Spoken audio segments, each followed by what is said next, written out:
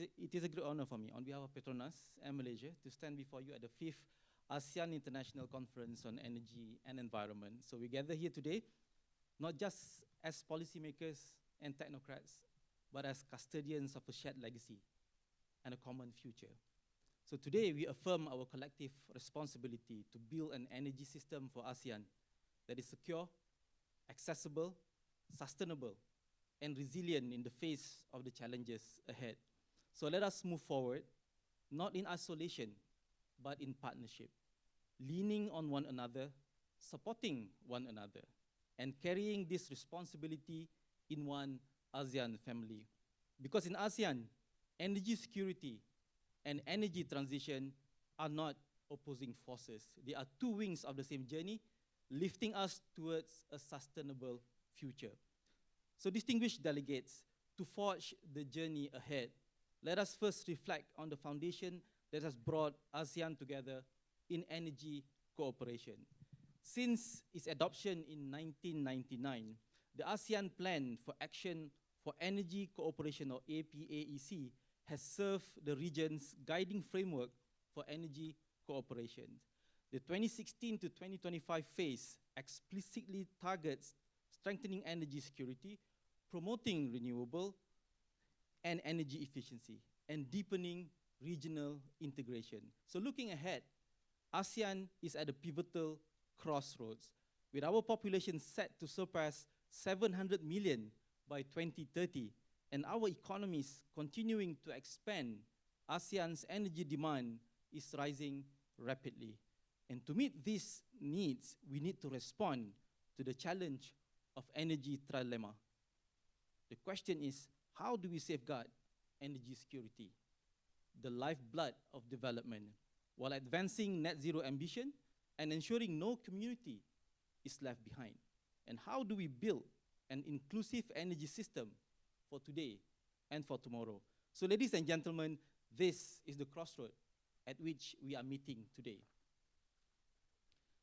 So we know energy is not just about electrons and molecules. It is about the dignity of every household, the opportunity of every community.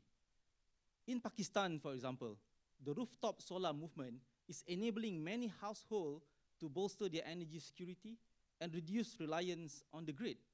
Faced with costly electricity and frequent power outages, an increasing number of families are installing solar panels, often paired with batteries, to protect themselves from blackouts and high bills. So similarly, in ASEAN, we have witnessed the innovative rooftop solar movement as evidenced by the Solar Nova program in Singapore.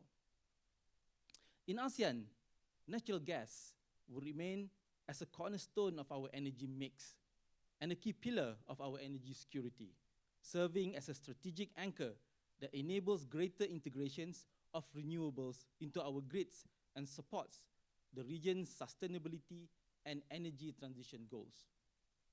Hence, it is imperative that we direct more attention and resources towards natural gas, particularly in developing the necessary infrastructure, facility, and supply chains to fully realize its stabilizing role and unlock its potential for a resilient, lower carbon future.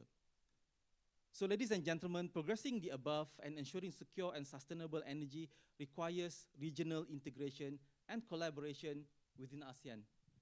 Towards realizing the broader ASEAN Power Grid, or APG, we have witnessed the efforts being made via 4-country power integration initiative through Laos, Thailand, Malaysia, Singapore Power Integration Project, or LTMS PIP. The 4-country power integration initiative demonstrates that with trust and a shared vision, progress can be made in addressing technical and commercial barriers to cross-border electricity trade, marking our collective steps towards a fully integrated grid. Though I would admit there are challenges that we should face in this journey. With that said, I look forward towards the success of the Brunei, Indonesia, Malaysia, Philippine Power Integration Project, or the BIMP-PIP. And beyond the power sector integration, we must also look to the Trans-ASEAN Gas Pipeline, or TAGP. This critical infrastructure is meant to enhance our overall energy security and provide the necessary flexibility by interconnecting gas infrastructure across ASEAN, effectively complementing the ASEAN power grid in the region's broader integration strategy. Now, while much of the network today remains bilateral, significant technical, legal, and financial challenges certainly persist. And this situation represents an opportunity and not just a roadblock. And I believe the ASEAN could leverage TAGP further to attract investment in gas infrastructure, facilities, and supply chains.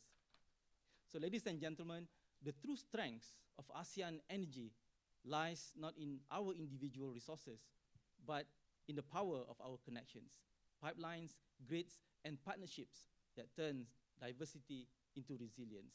While ambition is essential, securing adequate financing remains the most crucial factor in ensuring the success of this transition. The International Energy Agency estimates that ASEAN requires over $190 billion in clean energy investment by 2035 to align with climate goals. In 2024, the world invested more than $2 trillion in clean energy, but emerging and developing countries receive only about 15% of that money. And even though they make up a much bigger share of global energy needs and economic output, ASEAN must bridge this gap by developing blended finance, concessional loans, and public-private partnership. Equally, green investment platform that de-risk projects can unlock capital and attract global investors. Governments set the vision, but businesses bring innovation, efficiency, and investment. Public-private collaboration will be the bridge between aspiration and achievement. So distinguished delegates, the adoption of innovation plays a pivotal role in advancing these efforts. Among various pathways and innovative solutions, carbon capture, utilization, and storage, or CCUS, is essential. And not only for the oil and gas industry, but equally for end users and hard-to-abate sectors. In fact, ASEAN should move forward, creating a market with hubs for cross-border carbon transportation, trade, storage, and utilization. But to make this work, government must also provide clarity, incentive, and supportive frameworks. These are no longer distant possibilities. These are real pathways ASEAN must advance towards. At Petronas, we relentlessly foster innovation. To accelerate solutions development and adoption, we are working closely with a diverse network of partners to advance the CCS, hydrogen renewables, and more to drive long-term sustainability goals in line with the national, regional, and international policies, all for a greener and a more sustainable future. So respected leaders and colleagues, our goal is not just to build a regional energy system. It is to build a platform for secure, sustainable growth. Building the cross-border energy system of the future demands more than megawatts. It requires an invisible architecture of execution. This architecture begins with a unified governance. We must rapidly move to harmonize grid codes, tariff, and dispute resolution mechanisms across all jurisdictions. And these standards, this invisible architecture, will be the essential blueprint for managing complexity and enabling predictable, visible progress. Yet a smart system must first be a lean system. This is where energy efficiency emerges as the silent multiplier of our returns. Every unit saved is a unit we do not need to finance. Every unit saved is a unit we do not need to procure or transmit, dramatically enhancing the economic viability enabled by our regulatory framework. We must move beyond patchwork solutions. This requires integrating smart grids with defensive controls, embedding joint emergency protocols, and designing disaster-proof infrastructure from the ground up. Global lessons from sub-Saharan Africa and South Asia show that decentralized renewables can build resilience while expanding access, a lesson ASEAN can scale. We are making progress to this end. In a landmark move for regional energy cooperation, leading energy companies from Malaysia, Singapore, and Vietnam have signed a joint development agreement to explore the export of renewable electricity from Vietnam to Malaysia to Singapore. And this strategic partnership highlights the growing commitment among industry leaders to advance regional power integration and accelerate decarbonization through commercially viable solutions. And through this agreement, Malaysia, as represented by MY Energy Consortium, formed by Petronas and TNB, in collaboration with Petro-Vietnam Technical Services Corporation and Singapore Sembcorp Utilities. Together, the consortia will focus on unlocking Vietnam's rich renewable energy resources, particularly offshore wind power, as a source for green electron generation to supply clean electricity across borders. And this alliance reflects the growing momentum towards a regionally integrated ASEAN in energy. So, esteemed colleagues, our greatest test lies not in grids and pipelines, but in equity. 10 millions in ASEAN still lack reliable electricity or clean cooking options. If integration benefits only the cities, then we fail. That is why AICEE and national policies emphasize rural electrifications through mini-grids, solar home systems, and decentralized solutions. And to succeed in this transition, the energy bodies and subsector within ASEAN must integrate and collaborate more deeply, looking at challenges from multiple perspectives and working together to solve common problems in our transition and decarbonization pathway. So, ladies and gentlemen, this is the ASEAN spirit: unity in diversity, solidarity in purpose. The energy transition is no longer about optimizing molecules and electrons. It is also fundamentally an exercise in data and intelligence. Digitalization is therefore playing a pivotal, non-negotiable role in this journey. It is the core operational layer that enables us to integrate intermittent renewables, stabilize complex cross-border grids, and deliver system-wide efficiency gains required to meet our net zero targets. Artificial intelligence, blockchain, and smart automation will shape ASEAN's energy systems. Malaysia's OGSE sector, for example, is beginning to apply AI tools to improve efficiencies and to support ESG integration, in line with the National OGSE Industry Blueprint 2021 to 2030. Platforms like the Siemens Electrification X, which merge physical and digital infrastructure, illustrate how data-driven intelligence can optimize grids and integrate renewables. Energy security requires coordinated policies and investment. So ASEAN needs to align markets, technologies, and financing. But above all, we must place our youth at the heart of this journey. By investing in education, skills, and innovation ecosystem, we empower future engineers, scientists, and entrepreneurs who will inherit these systems. The child who is nurtured today will become the leader who shapes tomorrow. And so, colleagues, here is what we need to do together. We need to deepen collaboration across ministries, industries, and national borders. We need to build infrastructure not just for today, but for generations to come. And we need to unleash capital by removing risks and aligning regulation. And we also need to embed trust in every corridor, every grid line, and every agreement. And above all, to carry forward ASEAN's spirit of unity, purpose, and shared destiny. If we choose to integrate, if we choose to innovate, if we choose to invest in each other, then ASEAN will not just meet the world's expectation, we will set the global benchmark for a just and inclusive energy transition. So, ladies and gentlemen, the question is not whether the task is difficult. We know it is. The question is, do we have the courage to rise to it? I believe we do. And when history looks back, it will say that this was the moment ASEAN chose collaboration over isolation, vision over short-sightedness, and equity over exclusion.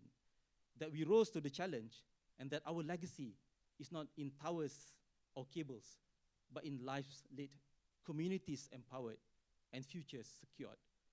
So let us move forward together as one ASEAN family. With that, thank you very much for your attention. Assalamualaikum warahmatullahi ta'ala wabarakatuh.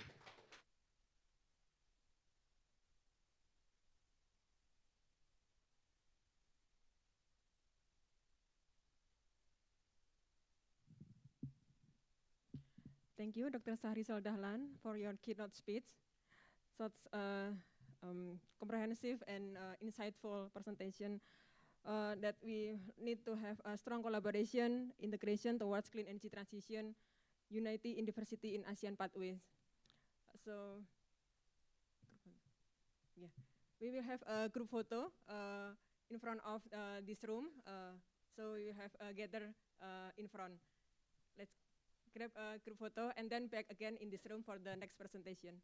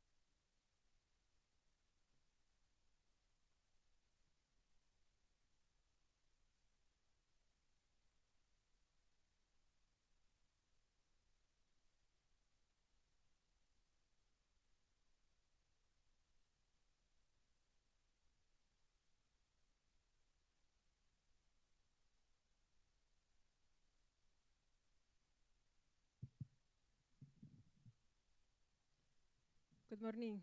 Thank you everyone for taking the group photo.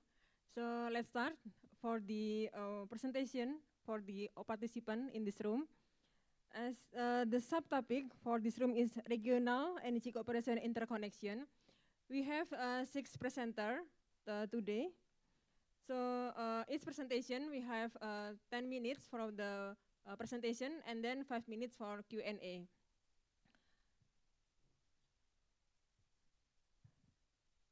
Okay, for the first presentation, we have Mr. Robert Sherik with the title Evolving Interconnection in the United States. Mr. Robert Sherik, the time is yours. Please applause.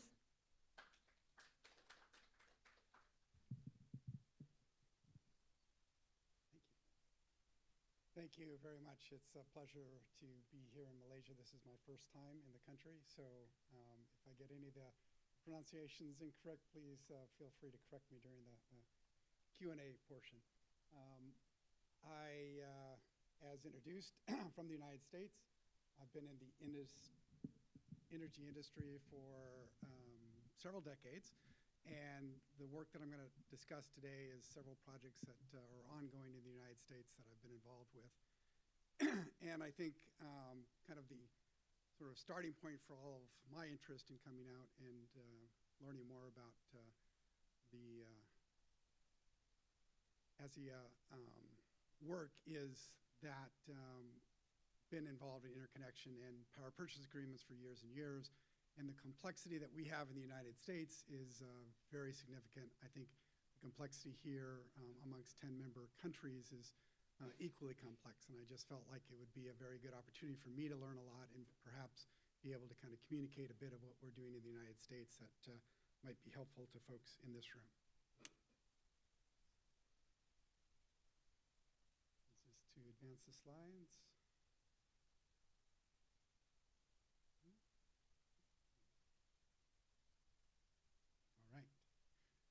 All right. So going to try to describe 3 separate projects that are ongoing in the United States and try to, at the same time, describe sort of how some of the parts and the interconnection and the grid works in the United States.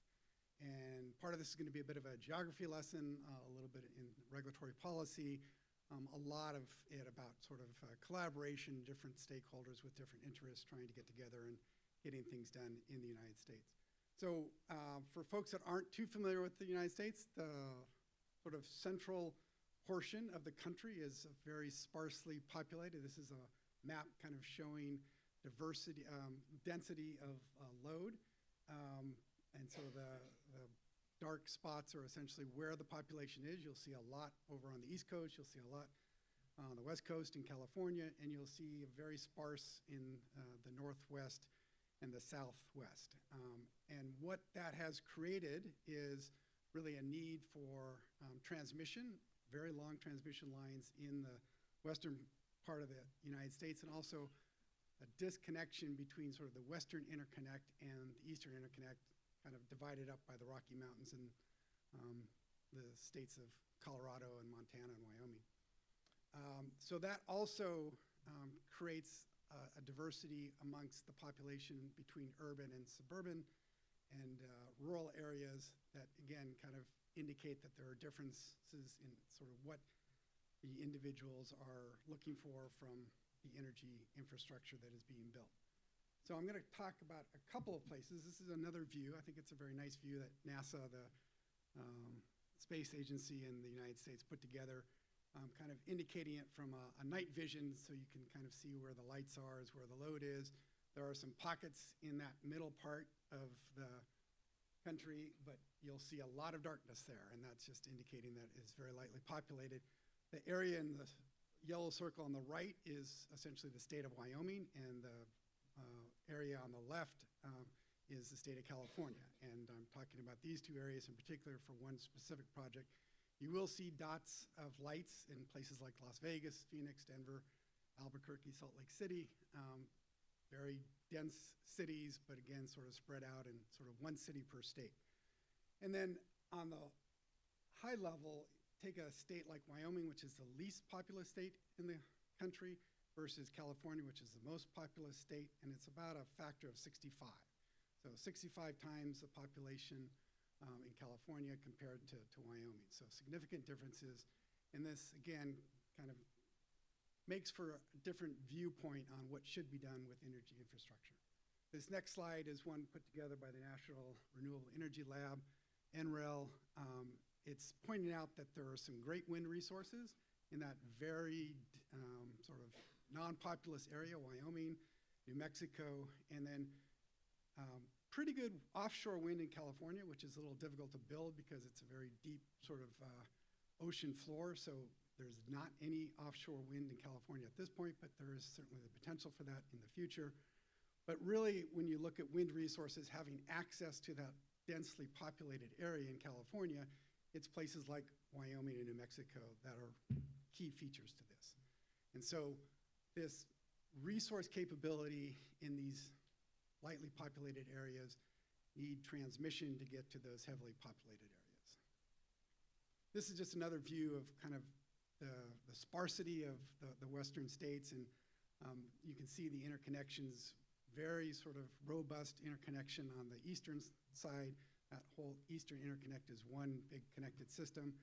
The little white square down at the bottom is ERCOT, which is essentially the Reliability Council for the state of Texas, and they've chosen to be kind of completely separate from the state. They've always, from the United States, they've always kind of felt like best not to be regulated by the federal government, so they essentially have electrically isolated themselves from all of the eastern and western interconnect, which means that they're kind of on their own from a regional reliability standpoint. But you can see that kind of the robustness of the eastern interconnect is very different than the western interconnect. Again, that's an important distinction as folks think about how do you all get together to make regional transmission decisions. So this is a project that the California Independent System Operator has undertaken, and this is a little short story on kind of how well the United States gets along. Not so well sometimes. You've probably seen it in the news every now and then, but places like California have very sort of definite ideas about what they should be doing from an energy perspective, and sometimes it's a little bit different than the other Western states or other states throughout the United States. One of the things that they have done is they created a regional energy market in California, and it's governed by state regulators, the state governor and legislators essentially approve the governing board for that particular entity. So a lot of other states outside of California have been reluctant to join that energy market because of this governance structure. So one of the problems that the CalISO has had is trying to create a more regional market that includes other states in the western area. They've found it very difficult, and so one of the things that they've done to compensate for that is to say, okay, well, you don't have to include your transmission in our system. You can essentially pay for that transmission through external processes, and we'll still allow you access to the transmission grid. So this is one way kind of managing the governance structure in California, at the same time not disabling folks to have access to cheaper wind generation in Wyoming. So this project here is essentially a transmission line from Wyoming to California to deliver load to the California load centers. It also has access to other multiple markets in Las Vegas. Also, the municipality market, the Los Angeles Department of Water and Power, is a separate entity in California. So the city of Los Angeles gets their energy served through a municipal utility, and they have a whole different set of rules. So the complexity of all these different stakeholders kind of comes together in this transmission method that CalISO has created. Similar to that, the Southwest Power Pool, which is a power pool amongst 14 states in the Southwest and parts of the Northwest, is to try to find a mechanism to take the generation interconnection process and co-optimize it with the transmission planning process. Those two processes are completely different. Generally speaking, generation interconnection pays for whatever charges are associated with the interconnection, and transmission planning is compensating for all of the load growth that is anticipated and the reliability needs of the area, as well as the generation retirements that are scheduled to come on board. So all of that in the transmission planning process is done in one process. Generation interconnection is a completely different process. Southwest Power Pool, being an independent entity, is trying to essentially bring those two together, co-optimize them. And again, for some places where you don't have kind of this bifurcation between the planning side of the house and the interconnection side of the house, might not kind of encounter this, but in the United States, there's a very sort of distinct difference between generators that are independent power producers accessing a transmission grid that is owned by monopoly-owned electric utilities, and essentially these regional transmission organizations like Southwest Power Pool and the AICEE are the fair and honest brokers to have a non-discriminatory access to the grid. This last project is about the government and private industry combining to be able to bring sort of this platform of collaboration between transmission owners and transmission providers. And again, the speaker this morning talked about the digitization and the need for better data. This is an example of different stakeholders having to have access to the same data, and folks that don't necessarily work together from an organizational standpoint, but have to get along to be able to make sure that they are able to effectively get the resources online. And I did have one last slide that was apparently an earlier version, but it was just pointing out that some of the common themes across these three projects are things like collaboration, things like being able to use technology to streamline, automate, and create a collaborative environment so that the communication across the different stakeholders can be made.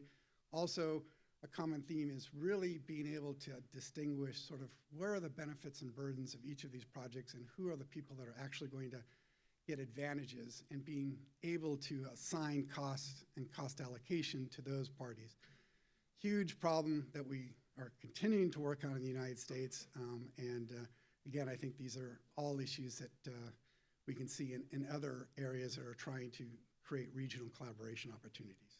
And with that, I'll take questions.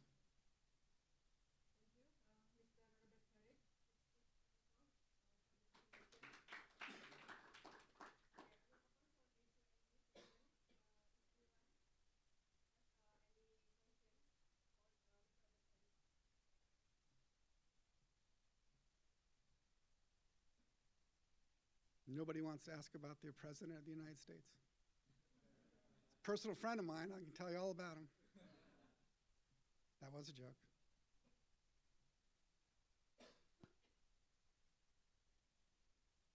Hi, thanks for the presentation. My name is Khairul. I have a question on, you've shown just now about the sort of the mismatch between the supply and demand, especially those on the eastern part and the western part. While the mismatch is concerned, either via or from the infrastructure limitation or regulatory limitation, how has it been for the past 5 years on the robustness to push for this inter-regional cross-border trade in there, especially towards 2030, in meeting the demand specifically? How robust has it been, and who has been the vital push in this effort, I would say? Yeah, no, that's a great question. The short story, it's been very difficult. Each of the individual states have their own governance structures. Each of them have their own ideas of what's important to build. Each of them obviously have economic incentives of companies that sort of operate out of their states. Each of the individual states have public utility commissions that essentially regulate the local utilities in each of those states, and those utilities, generally speaking, have very good relationships with the regulators and want to kind of maintain a more local presence and a more local viewpoint. What the federal government has tried to do is say, really there's advantages for this regional approach. But at the same time, for a variety of reasons, they don't want to necessarily push too much of that policy down to the state level. I'm sure you've heard this sort of balance between sort of regional and local interests in all sorts of different aspects. It is very much a case here. And so to build the infrastructure required to get those resources from the less populous to the more populous states has been very difficult. Permitting processes across things like, land bureau management, national forests, local state parks, there's just a lot of complexity about that.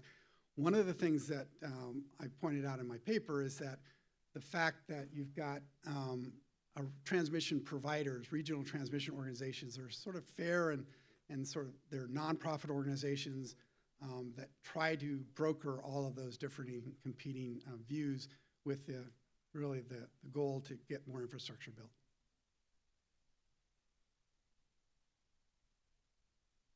Any other questions? Is there any question for Mr. Robert Sharik? Okay.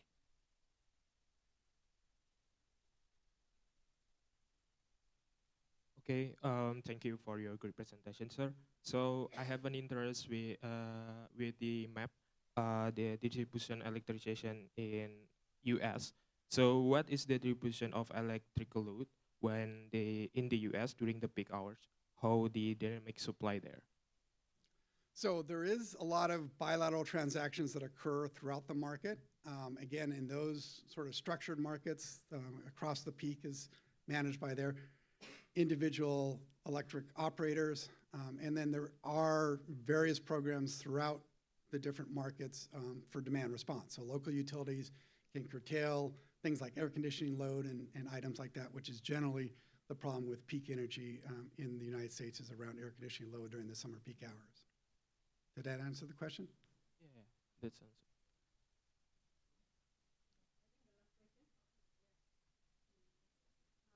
Hi, Mr. Sharik. Thank you so much for the presentation. My question is, you mentioned a lot about collaboration and the involvement of private sectors. In Indonesia, we also face a lot of challenges in terms of involving private sectors in the supply and demand of energy. How would you assess the most effective financing options and also the best incentive that you have seen as effective for stakeholders in the United States? Yeah, I mean, I think the main issue in the United States around financing is really the certainty of that financial investment. And again, as you can imagine, sort of the difference between the prior administration and the new administration in the United States, it's vastly different. There are lots of individual states that have very definite goals, like California, Washington, some of the northeastern states. And it's been complicated to get financing because, again, things like investment tax credits, production tax credits have gone away. But again, it's a little bit of individual states kind of taking over for the lack of a federal policy that is consistent over a long period of time. And so there is opportunities around states like California that have been very consistent, but definitely difficulties in other states where there's not the consistency or just simply not the federal leadership. Right. Okay. Thank you very much. Thank you very much for the presentation, insightful presentation from Mr. Robert Sharik. Give an applause once again. Okay. Next, I will call for the second presenter. We have Mr. Widi Suryadinata, Mr. Radista Saga, and Ms. Saika Anitya Putri to present the multi-criteria decision analysis of Sumatra development potential for the ASEAN Power Grid South subsystem. You have a 10-minute presentation, and we have 5 minutes for the Q&A. The time is yours. Okay, thank you everyone. Thank you for the opportunity, first of all.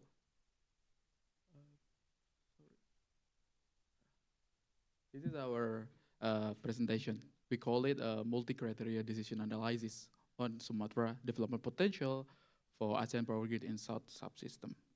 Why multi-criteria? Sorry. Because first of all, in Indonesia in 2024, we are producing more than 3.9 gigawatt hour, which equals to power 2.5 million house. But we cannot use it because the demand in Sumatra alone is not matching.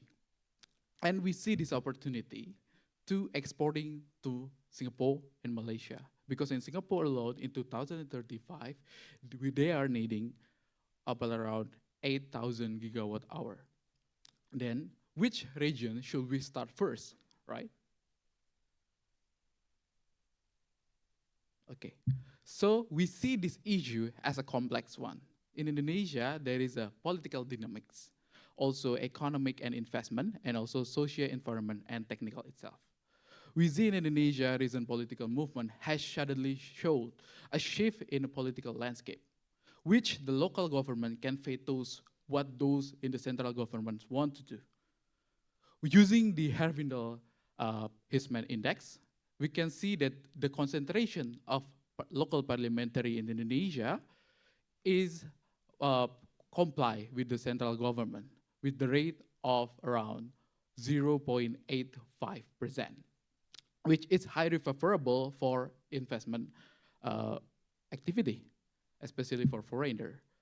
And it's a manageable for fiscal risk, and we can start with the ASEAN Power Grid in South subsystem. Even though some of the issue or a minor issue that we see in it is a local NGO that possibly will veto this investment opportunity, even though we see it as one of the art to doing business in Indonesia.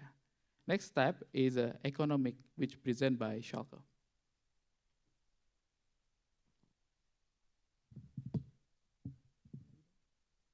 Okay, thank you, Hanan. Good morning, everyone. So now let's turn into our Sumatra's economic and investment potential.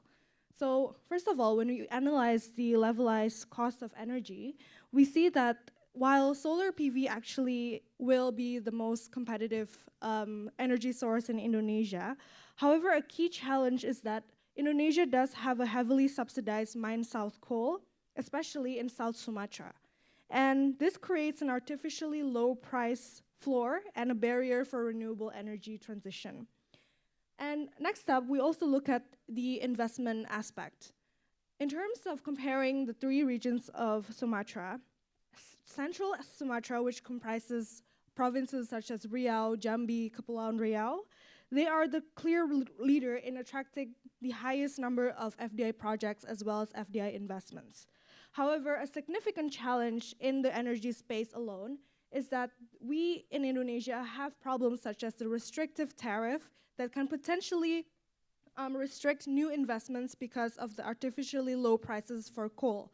So it gives this incentive for investors to enter the renewable energy market despite the high potential in the Sumatra region.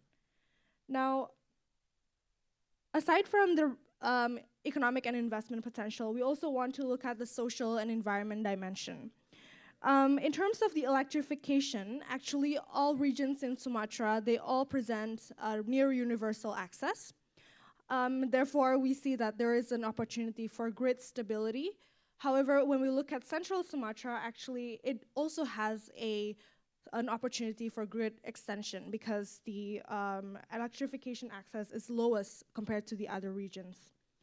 However, this is supported also by the human capital development in Central Sumatra itself. So when we compare the three regions, Central Sumatra has the highest number of skilled technical workers that can help Sumatra to develop further in terms of the energy stability as well as transition to renewable energy sources. Compared to the other regions like North and South Sumatra, there are over 29,000 skilled technical workers in the region.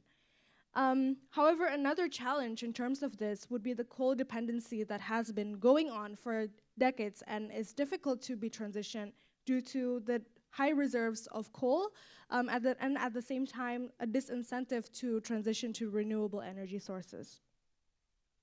Now let's look at the more technical aspect presented by my friend Saga.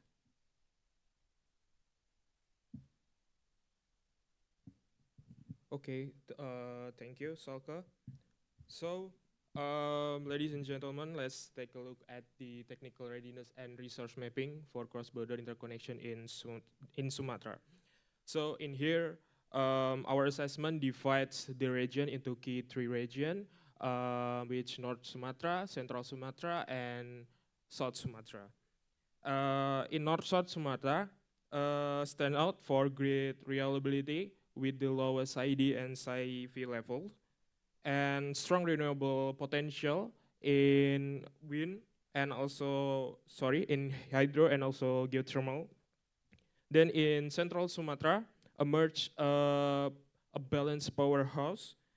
It has ongoing feasibility project, interconnection project with both Singapore and also Malaysia.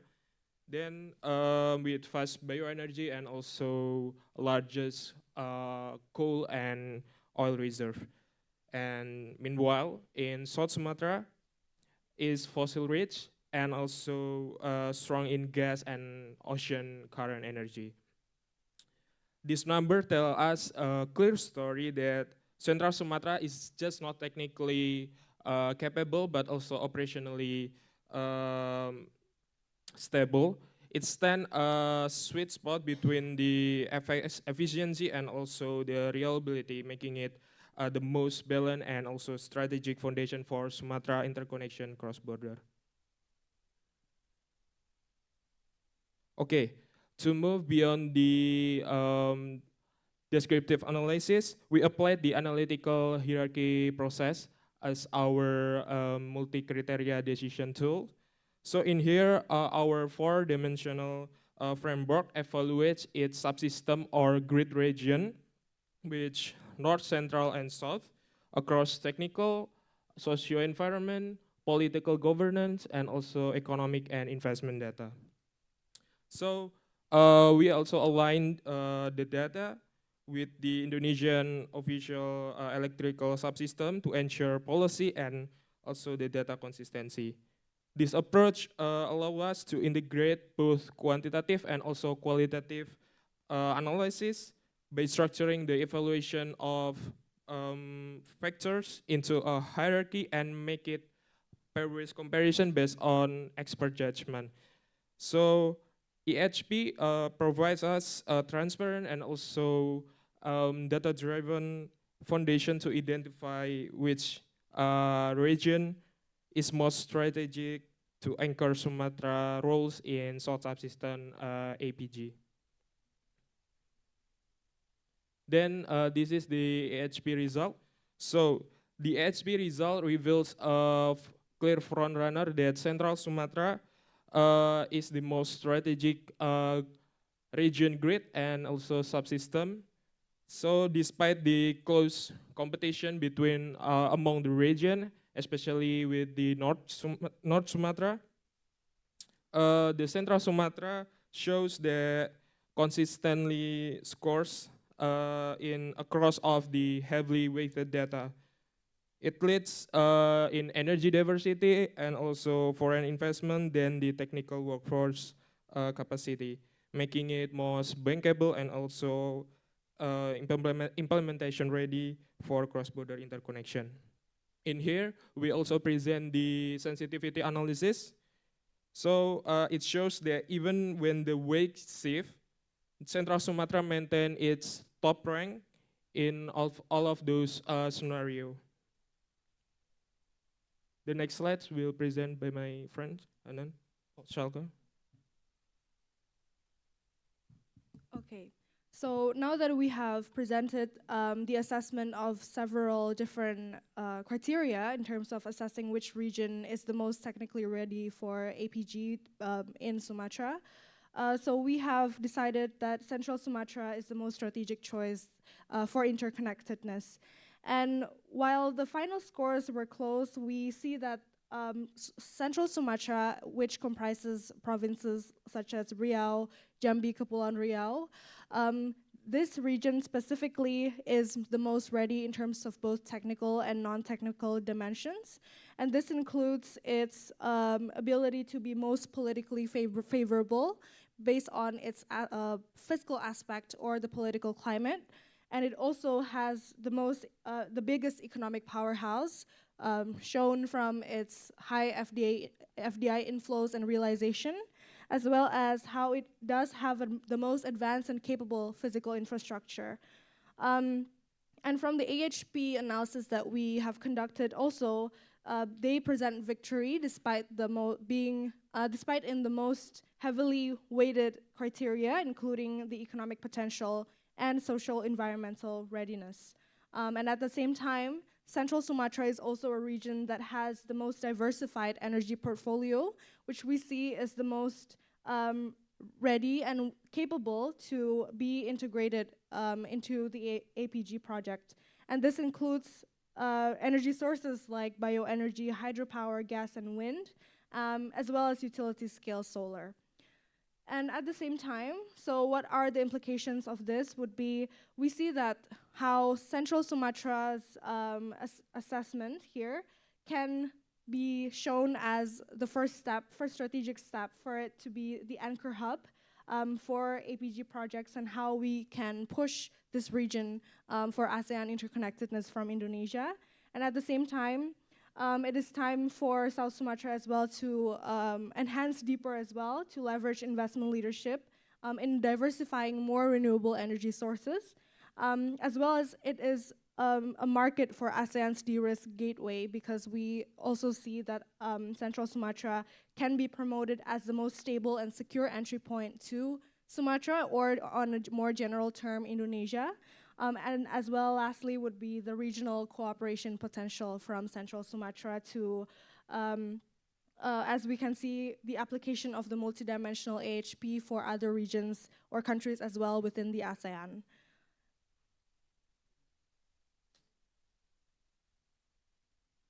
So this research is still ongoing because first of all, we find a few limitations. Like in the technical, we see that there is a lot of challenge, especially on the variable of renewable energy resources.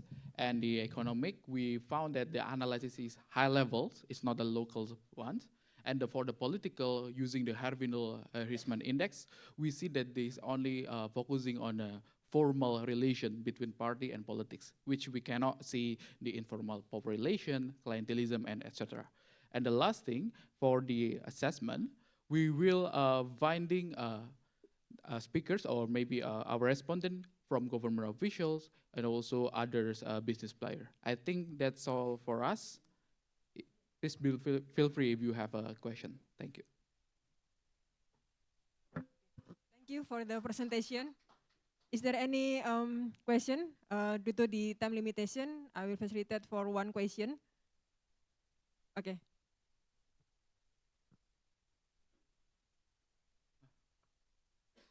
I came here specifically for this paper, so I have to ask a question. Excellent study. I'm more interested in your approach and the calculation itself. I've seen a similar paper a few years back, and following that paper, there was a program proposed on identifying a certain region in Sumatra. The study was great, but at the end of the day, they forgot,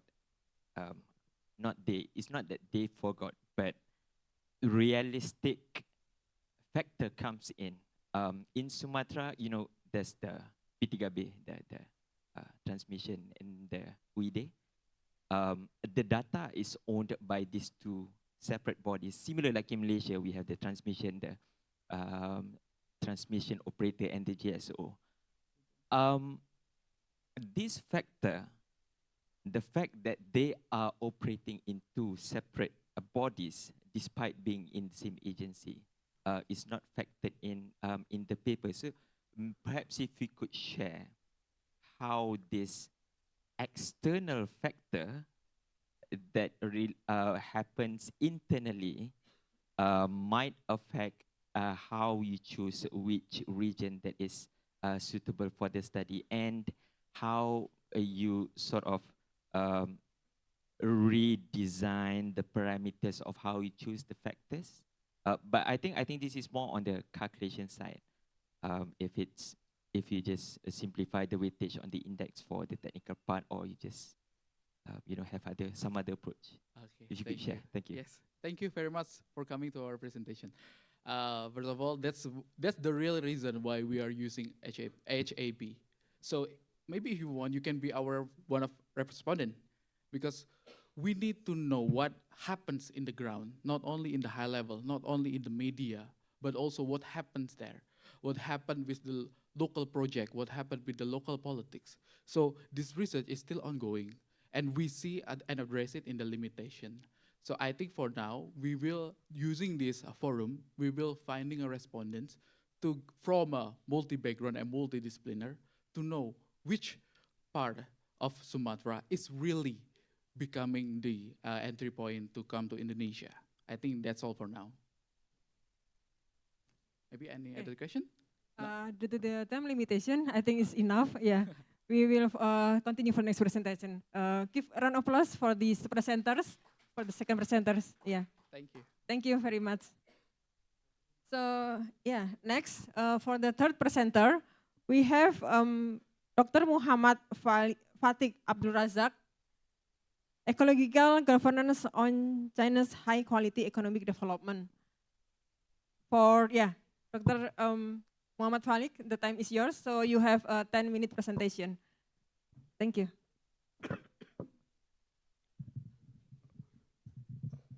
Okay, thank you very much, Madam Chair. Yeah, and I would like to welcome everyone. Good morning, and I will be presenting a topic on ecological governance on China's high-quality economic development. So, the slides. Okay, yeah. Why this is the topic? Because I think we have heard on U.S., Indonesia, and then we will go on China on this part. This is big economy and big market size. So ecological governance on China's high-quality economic development, this is one of crucial aspects that China has been focusing on. And this is one of research conducted by University Kebangsaan Malaysia, and the main researcher is Chi Wei-ru, but I am the co-researcher, okay? But due to certain limitations, so I'm presenting on behalf of the main researcher. So, yeah, sorry, okay.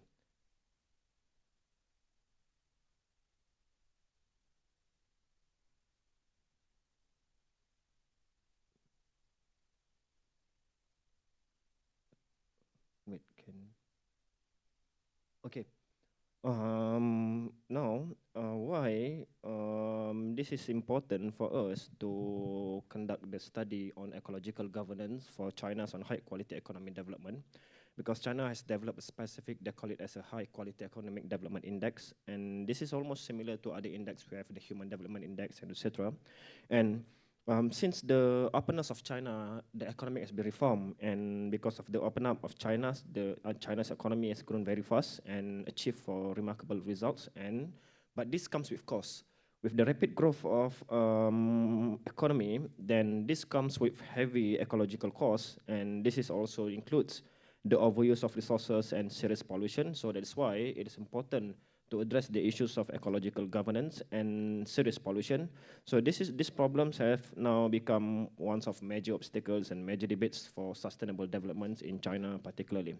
And in the recent years, this is just a short of the introduction background of the study. And in recent years, the environment has improved overall, but then the regional gaps still remain between region in China, because they have the central region, western provinces, and etc.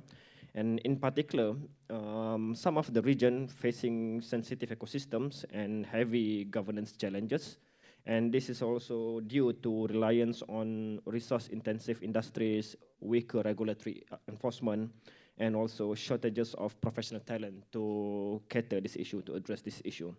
And in the 20th National Congress of Communist Party of China, they call for green and low carbon development, in which from this, the outcomes of this Congress stressing that lucid waters and large mountains are invaluable assets, and they put into a policy context, establish a policy context to drive this force, and also this what leads to the ecological governance. And this is the significance of this study is to use data and to analyze and to show how ecological governance supports the high quality economic development in China. Okay, yeah.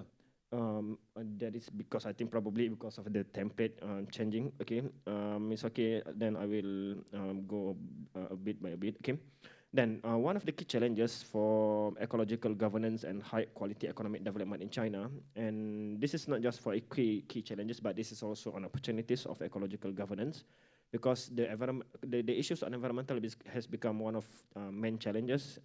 Despite of the improvements, pollution and resources constraints remain severe across China's region. And when it comes to the economic opportunity, the green transformation in China creates new growth opportunities. But then, in supporting high green transformation, this will create for new growth opportunities and supporting high quality economic developments. And the strategic vision from this perspective is to serve as a repressible strategic resources for China's sustainable future. Okay, then on the research methodology and data sources, this is the data sources that we referred. It's basically the sample size that we adopt for this study is 465 provinces. This is based on year observations, and the coverage covered for 31 Chinese provinces. And the period of the data is, the parameter of the data is 2008 until 2022. And the sources of the data is Provincial Statistical Yearbook CSMAR database. So this is on based on the data sources and also the parameter of the data. And then part of the methodology also adopt for secondary sources, literature review, and also systematic literature analysis. And then this is based on our data collection and collection of existing research findings and on environmental regulation and high quality development from international academics and also domestic perspective as well. And we also adopt for quantitative analysis methods because the study has to employ specific methods. We will go later on model effect, fixed effect models, and etc. And the quantitative analysis method established of an evaluation index system to measure the level of high quality economic development. Okay, then this is the quantitative analysis for the model construction. Okay, don't ask me about the methodology on the model. Yeah, the model is about the one who created this model is who referred to this model is the main researcher. Okay, so the model construction is basically to evaluate the impact of ecological governance, and this is referred to high quality economic development. And this study employs for two-way fixed effects model here, and from the two-way fixed effects model, and this specify to controls the province-specific characteristics. And this remain constants over time, as well as for common time effects that influence all provinces simultaneously. This is according to Chen in 2014. And then the empirical models formulated as follows. Okay, this is the EQ, economic quality. We will go later on this. Okay. Then the variable selection, we have the dependent variable, co-explanatory variable, and control variable. The dependent variable is high quality economic development, the AQ. And then this includes 5 dimensions: the innovation, coordination, green, openness, and sharing. Don't get confused on this, because of some of the times we have some of other similar index as well. As I mentioned earlier in the beginning of the presentation, we have all the Human Development Index, but this what has been introduced by the China's President Xi Jinping on the high quality economic development. So this is based on the 5 period of this. The 5 dimensions: innovation, coordination, green, openness, and sharing. And this is also based on 18 indicators according to Jiang and Ji, and also Chen and Chen. And this comprehensive evaluation indicates with the indicator systems conducted using the entropy weight top-system method. So these are all the technical terms of the methodology. And then the co-explanatory variable is ecological governance. First is the HQED, high quality economic development, and then the ecological governance. And the co-explanatory variables here reflects the level of ecological governance, and this refers to the share of environmental protection spending in the general budget. So this is basically to see how much the China's government has been spending to address the issues of ecological challenges. And then the control variable is select the economic development, industrialization level, population size, foreign trade as control variables. This is according to Du Cheng and also Deng Zhang. All right. Then these are all the 5 pillars. Okay, as we have go through just now, we have the innovation, coordination, green openness and sharing, and this is the primary indicators of the HQED, High Quality Economic Development Index, and then this is the secondary indicators, the breakdown of these five primary indicators and the explanation of indicators.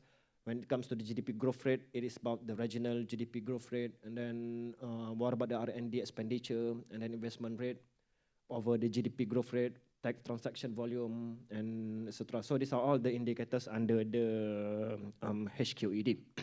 All right. This is after we run the analysis. This is what we got for the baseline regression analysis, and from the baseline regression analysis, from this here we can see that with the fixed effects model, then it is highly significant. I'm showing a strong positive link with high quality economic development. And after adding province with the year of the fixed effects, it drops, but it stays significant, which means the ecological governance still play a strong positive role. Okay, this is the heterogeneity analysis. Okay, on the heterogeneity analysis, on the eastern region, we found that advanced economies show for limited marginal effects from additional environmental spending due to the establishment of green foundation. Okay, but when it comes to central western region, it has a stronger positive effect as the environmental investment directly improves the condition and industrial upgrading. So this is what we found based on the analysis that we run. This is high industrialization and low industrialization. This has been the ecological, GDP, and some of others indicators as well here.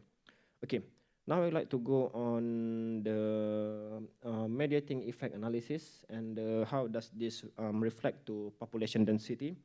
And it shows from the mediating effect analysis, it shows that we have the environmental improvement with the ecological governance, when the ecological governance enhances the regional environmental quality and livability standards. And it also brings us to population attraction with better ecological conditions. This will attract residents and skilled individuals to the region, from other region to this region. To the specific region focuses under the HQED, and then the economic benefits also. We found that increased population density generates for a higher scale economies and industrial agglomeration effects. Okay, this is the policy recommendation. Okay, what we found and what we can propose based on the analysis and based on the provinces that we have selected.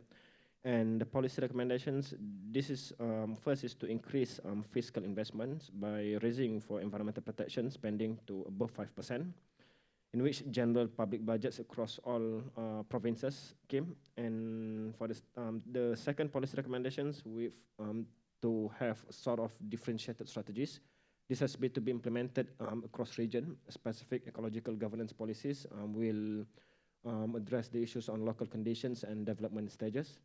And the industrial optimization also, what has to be concerned here is to raise environmental protection spending above 5% of general public budget. Again, almost the same with the increased fiscal investment on the first policy recommendation. And the first policy recommendations is talent attraction. I think talent attraction, this is one of the most crucial issues as well, when this has to be enhanced due to infrastructure and public services to achieve 10% of population density in increasing the central western regions.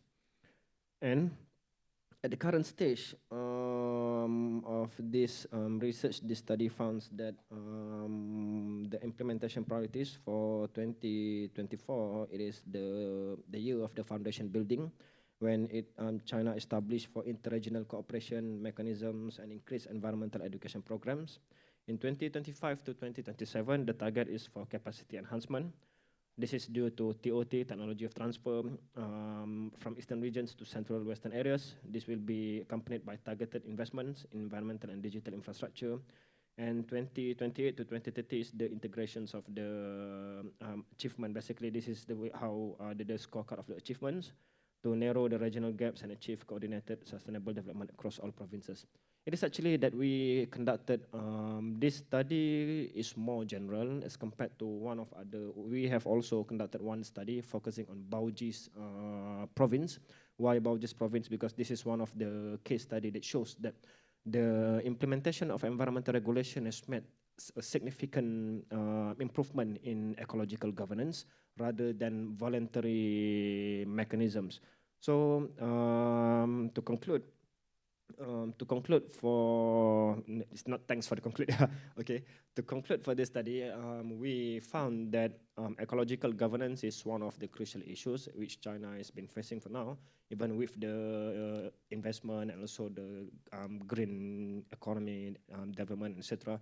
But then due to overuse of the environmental resources and everything, this has led to significant challenges to the government, and that is why the government comes with the initiative of having this HQED. To us, this is quite good initiative, and this will probably will have a significant improvement when it comes with a specified indicators to achieve for the high quality economic development index across the region, not only on a specific region to region, inter-region as well. I think that's it from me, and I pass back to the Madam Chair. Okay. Thank you very much. Thank you, Dr. Muhammad Falik, for your presentation. I will open for the Q&A. Due to the time limitation, I will facilitate for one question, if any, for the participant here. Okay, we assume no questions. Okay, if you have any question or other discussion, you have after this session, you have a session with Dr. Muhammad Falik. Thank you. I think we will continue for the next presenter. We have Ms. Hoang Tien An, the next presenter, Mr. Hoang Tien An, regional collaboration on small modular reactor in ASEAN, a pathway to shared energy security and technological development. So you have a 10-minute presentation. Please, the time is yours.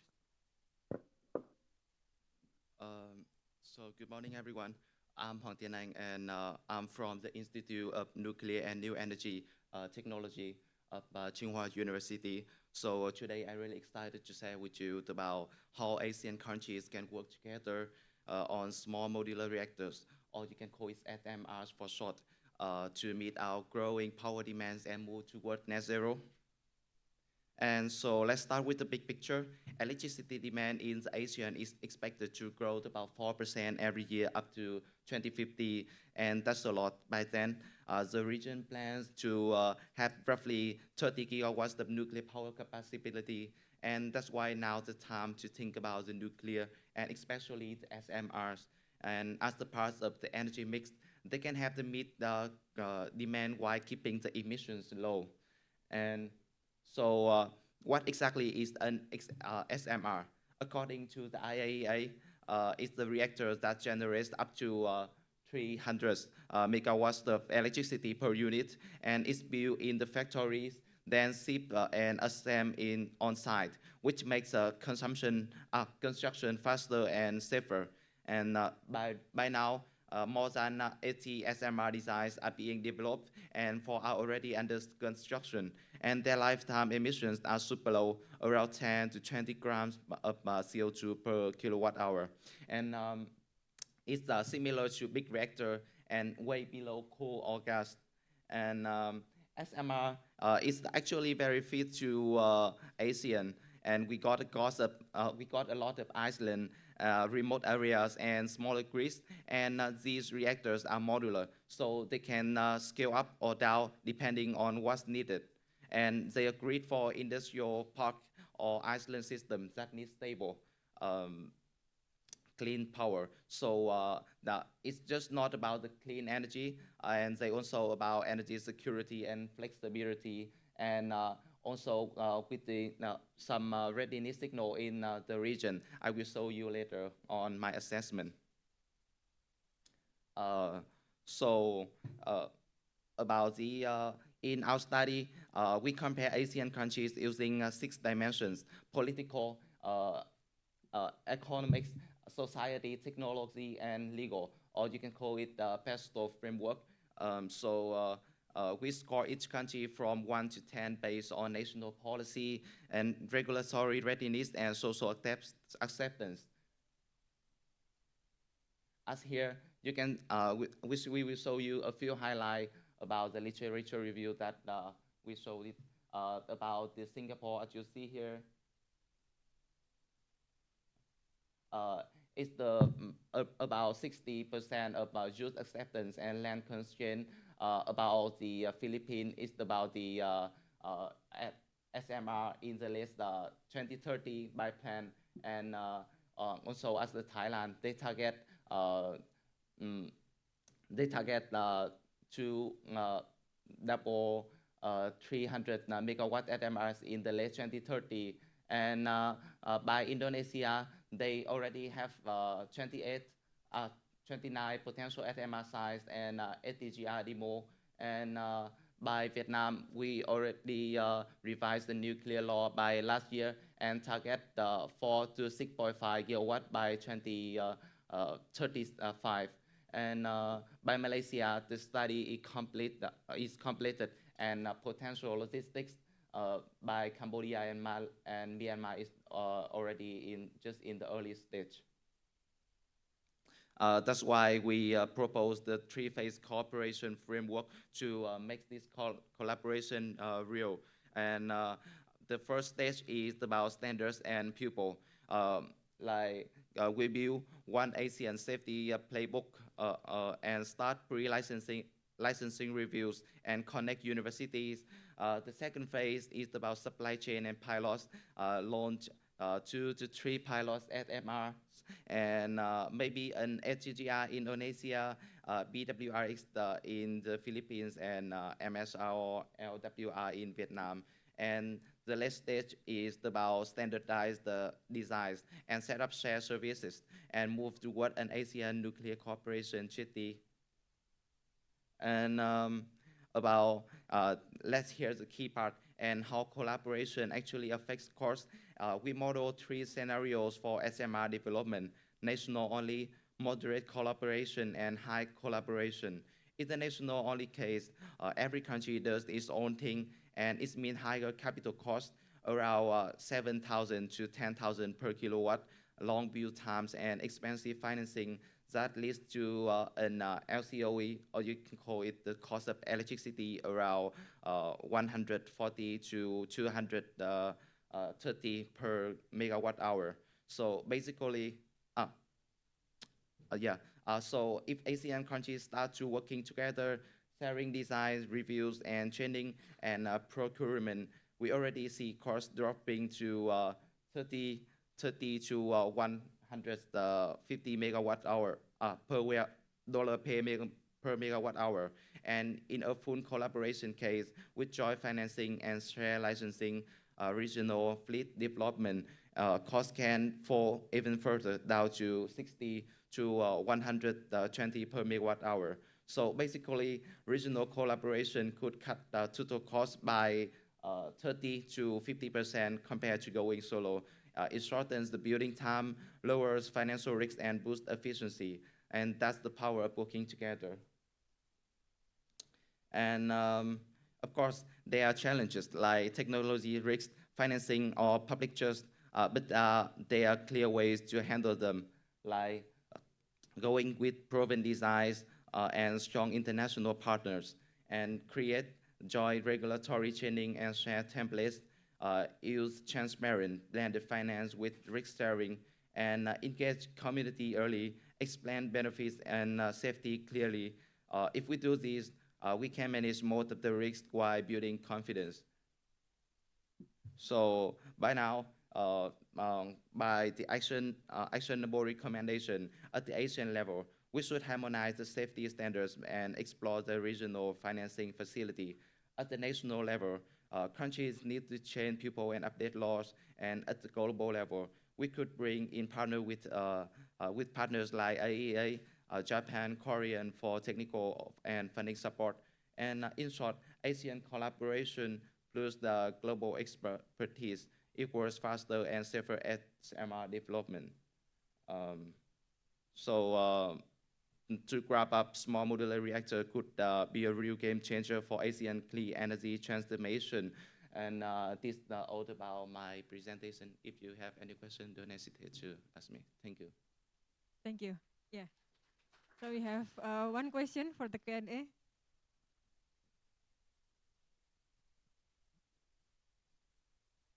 Thank you for your presentation. I think your research shows a good direction that ASEAN should move in. Are you aware of any regional efforts that are currently getting countries to look at nuclear together, having collective design, collective procurement, or is this still conceptual? By now, it's just the conceptual. That's why I propose my research idea to like accelerate this progress. And I hope in the future we can have some collaboration between the country in Asia in this field of nuclear energy. Who?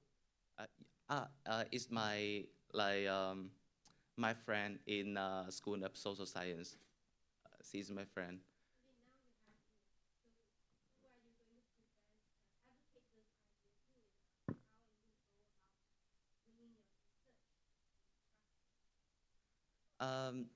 Maybe like this kind of conference and ASEAN Business Forum. That's why I bring it here.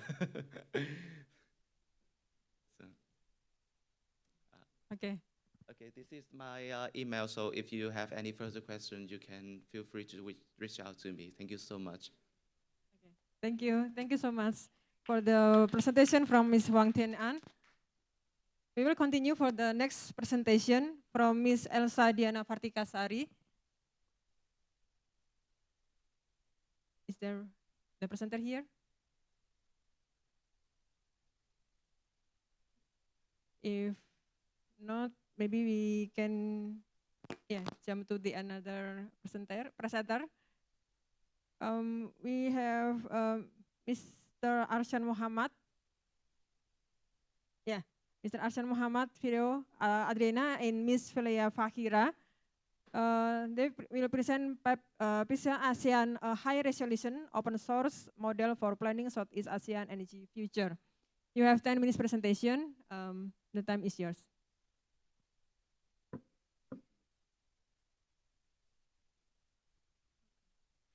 Okay, hello everyone. Thank you for joining our presentation. I'm Filia Fakira and I'm here with my colleague Furia Andriana, and as introduced, we will be presenting PIPSA ASEAN, a high-resolution open source model for planning Southeast Asia's energy future. So more about our team. We are actually combining expertise from several institutions. So Viria is from OET. I'm representing Technical University of Berlin. And we have Sofia Luner from University of the Philippines, Diliman, and also Paul Berthau from Rainer Lemoine Institute.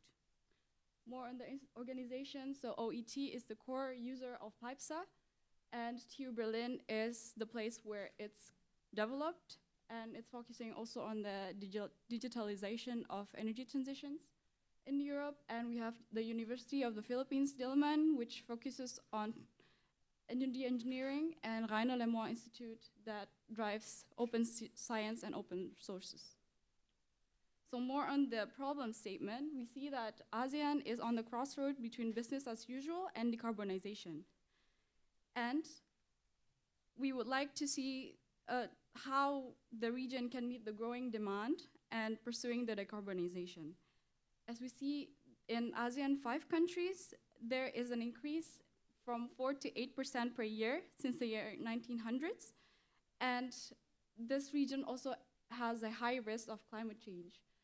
A scientific paper shows that there could be an 11% drop in GDP per capita by the year 2100 under a 3-degree warming scenario. And this could pose a severe risk to the region's power sector. Moreover, despite Southeast Asia's abundant renewable resources, implementation has been slow. And it's, as we can see, that in the total final energy consumption, it's falling from the year 2000 from 38.5% to 30.3% in the year 2015. So our objectives is to compare the transition pathways from the baseline to the decarbonization in terms of cost and technical objectives, and also we would like to see how the APG affect this energy transition. What's unique about this research is that we are modeling the energy system of all Asian countries, including Timor-Leste, and also we are modeling with a high spatial, temporal, and sectoral resolution, and we are also only using open source tools. So more on open source tools, PIPESA ASEAN is based off of PIPESA Earth, which is strictly open source, meaning we have open data from credible sources, we are open software, it's hosted on GitHub, and we also have an open access, meaning the results could be extracted and for further analysis. And what we want to do is to have energy planning more collaborative and not only black boxes. So to answer our research objectives, we have made 3 scenarios. First of all, we have the existing network. We will see how the national transmission development plans are affecting the transition. And we also have ASEAN networks, which includes the internal connections and also Indonesian supergrid. And last but not least, the AIMS network, which encompasses all of the interconnections proposed on the APG. So through these scenarios, we would like to see the technical feasibility and also the regional benefits by implementing the baseline versus decarbonized variation. So for the methodology and results, I will hand it over to my colleague Furio. Thank you, Filia. Right. So when it comes to the methodologies for the power plant data, we use mainly open source data from the Global Energy Monitor, and for the renewables, we derive them from IRENA stats to readjust with one another. For the renewable energy profile, we extracted the data from the Copernicus climate data, which is like the satellite that owns ERA 5. And these are, for example, the image on the right is the results of the solar potentials for the regions in a given day. So for the transmission data, it's a combination of OpenStreetMaps and the national development plans of each individual countries, but we're still currently improving that one by one. And for the technological cost assumptions, we use the repository PIPESA technology data, which is an open source data sets in GitHub, where you have like a complete data sets of all technologies, and we also combine that with the ASEAN Energy Outlook, the 8th version, the most recent one that is available right now. And then for the demand assumptions, we use the baseline scenario for the 8th ASEAN Energy Outlook so that we can have some growth from the year 2025 to 2050. And for the sector coupled, although we do have the structure of the model to be able to include industries, transport, residential, and commercial inside the model itself, we're only focusing on the electricity side of those sector in order to save computational time. Again, the image on the right is the results of the renewable potentials of offshore wind for the entire region in a given day. And in conclusion, for the spatial, temporal, and sectoral resolutions, we have selected out of 1,000 nodes, we choose 100 nodes. Out of 1 hour resolutions, we choose 3 hours. And for like an entire sector coupled model, we choose the electricity side of those sectors. For the initial results, we can see the biggest difference in our model is simply if the model has any decarbonization constraints or not. The AIMS and all of the supergrids are useful to hedge increasing electricity demand for all of the regions, but the model can still work even without all of those interconnections. For the technological adoptions, You can see in the baseline scenario, there is like still a consistent increase in coal demand. However, in the decarbonized model, there is a transition from coal to gas and then gas to solar.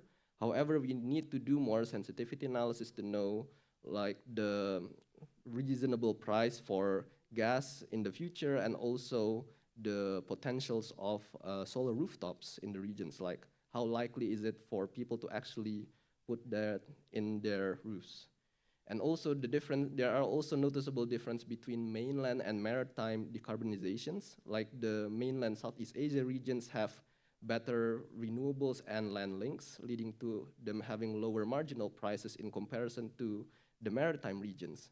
The interconnections do help reduce those gaps, but those gaps still exist. So these are the initial results. It's not the final results that is going to be on our paper, but for the emissions, there is a 99% reductions. That's in according to our decarbonization constraints. For the renewable generations, there are 7.5 times more renewable generations in the decarbonized model.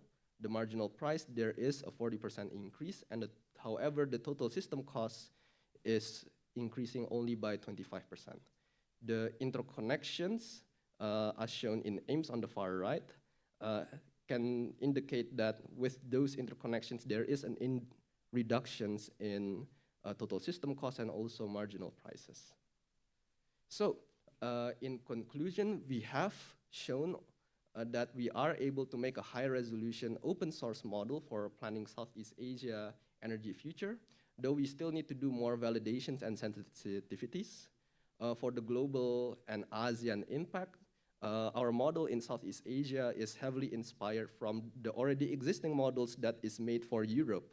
So in Europe, we have this 10-year network development plans, and I think the analogy in Southeast Asia is the Asian power grid. So like since it already exists in Europe, we make use of the codes that is already available there and implement that in Southeast Asia. But again, like when we are improving the models in Southeast Asia, there are some key features that are missing if we're only focusing on a continental model. So like the maritime regions, they have to make like lots more adjustments, having connections between islands and so on and so forth. Those improvements within those models can also be applied to other regions around the world, especially in the global south. For future collaborations and data sharing, like that's the main intentions why we made this model, in order so that any users, either it's institutions, the governments, or researchers, they can directly go to GitHub and then download this model and then run them themselves and then try to play with it with here and there. However, if we want to have a robust model, we need, for example, the ASEAN Center of Energy to have a transparent energy demand data across the entire ASEAN region, like matching the quality that the EU has. And also for researcher, for example, the small medium reactor, like I think those presentations are quite insightful and can also be implemented in our model as well. Like we just need all of those data like marginal prices, capital costs, and so on and so forth to be transparent in order for us to implement them inside our model. So it's an open collaborative process that we try to achieve. These are the resources, it's not all of them, for all of the open source tools. These are the data sets, it's not all of them, but some of the important ones. And citations, and thank you. These are the GitHub repositories, and the other one is the Discord channel if you are interested in using PIPESA or PIPESA ASEAN in general. Thank you. Thank you. I think it's a comprehensive presentation. I open for the Q&A. Do you have any question?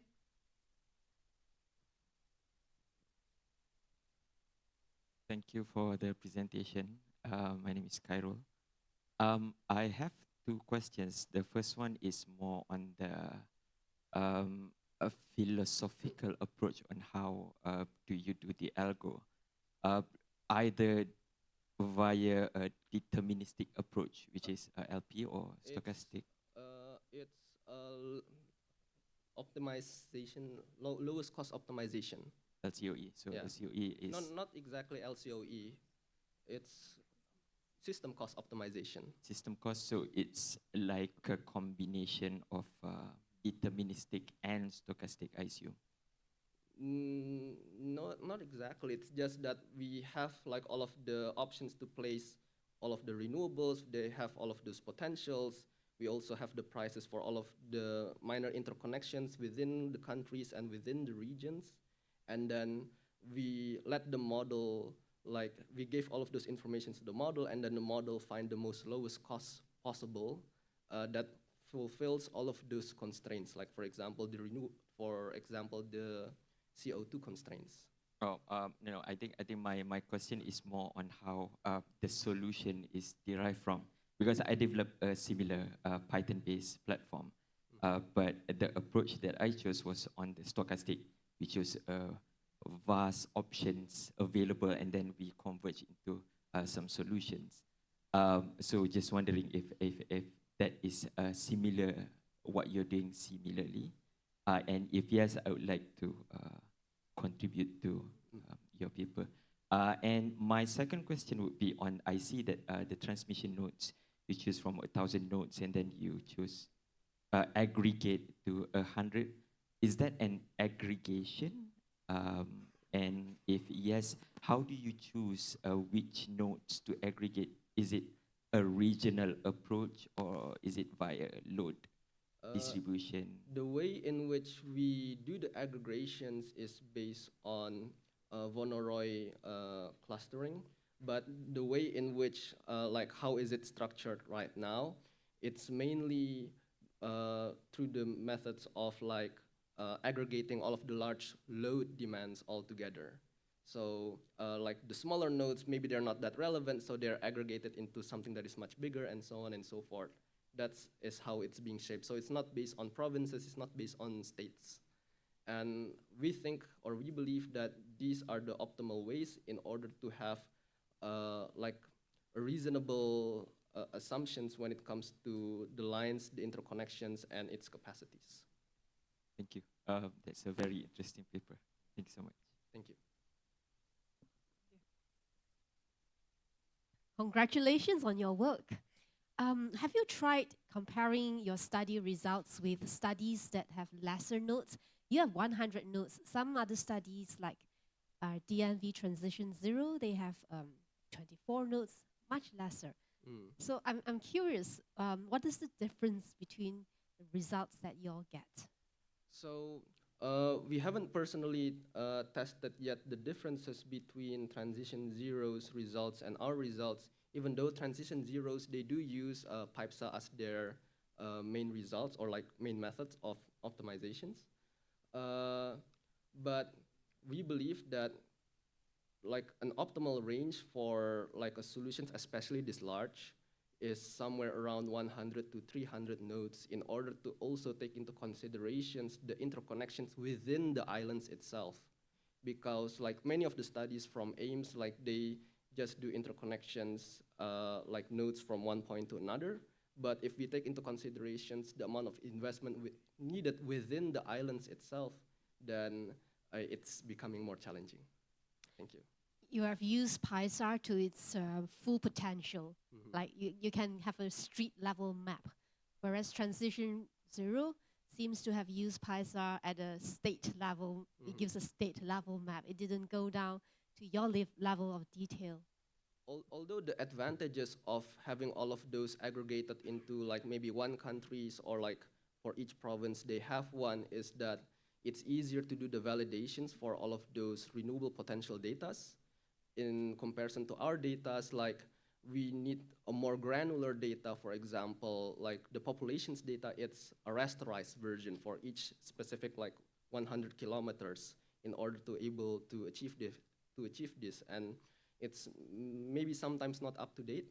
And so it is quite challenging for us to have a good enough assumptions for our model, especially if we want to take advantage its full capacities.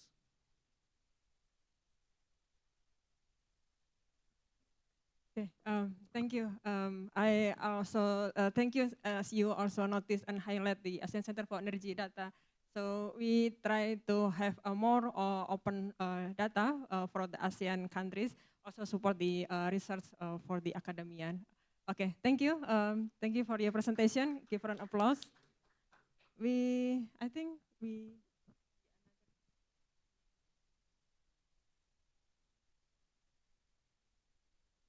Okay, as we maybe waiting for the next presenter.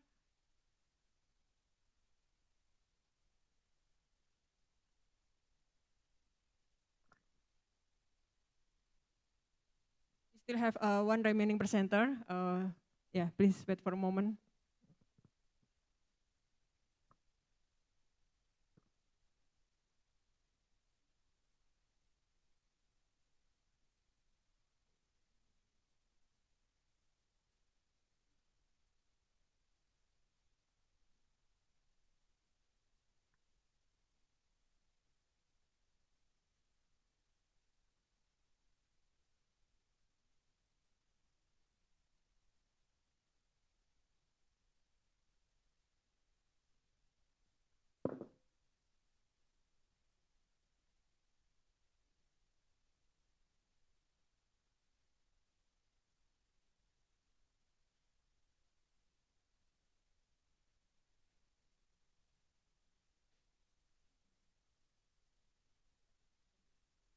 Okay, thank you for your active participation for this room. We will have a coffee break and we have a poster exhibition in front of this room. Please take a look on our poster exhibition and enjoy the coffee break there. Thank you.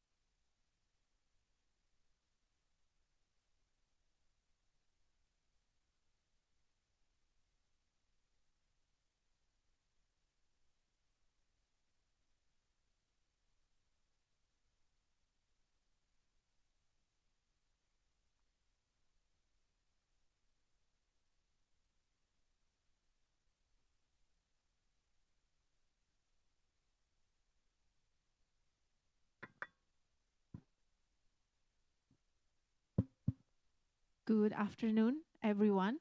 I think it's time for us to start the second session of the panel for the fifth IEC. I hope all of the presenters are here.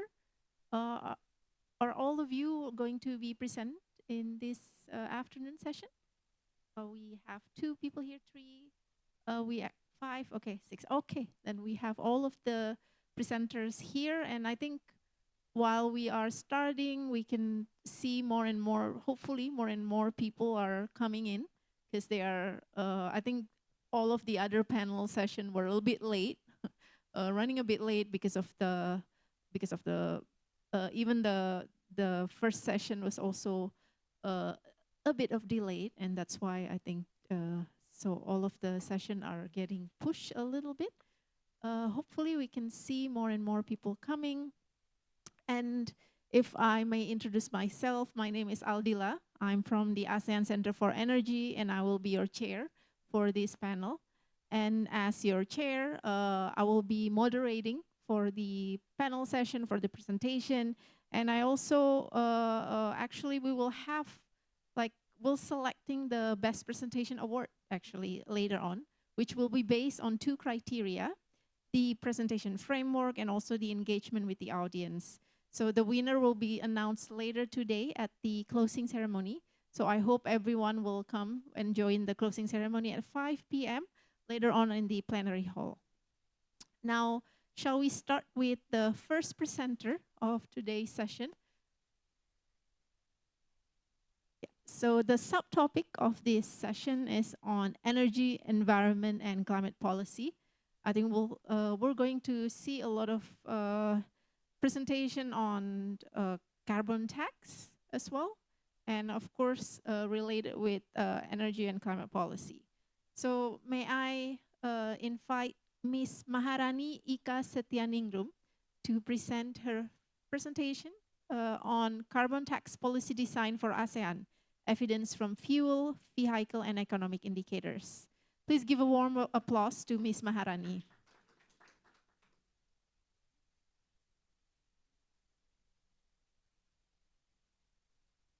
Okay, good afternoon everyone. My name is Maharani Kasdaningrum and I am a 7th semester student at the State Finance Polytechnic Stan. And I'm very happy, I'm very honored today to be here to share the research that my team and I did with the guidance of our lecturers. And our research is called by Carbon Tax Policy Design for ASEAN, Evidence from Fuel, Vehicle, and Economic Indicators. And this research was written by Maharani Kasdaningrum, Prachna Adista Irianto Putro, and Brian Habib Gautama. And we hope that our study can give a useful insight, and we look forward for hearing your feedback as a beginner researcher. We are very happy to receive any suggestion from all of you, as we still have much to learn. Hopefully you will enjoy my presentation. Okay, let us begin from the background of our study.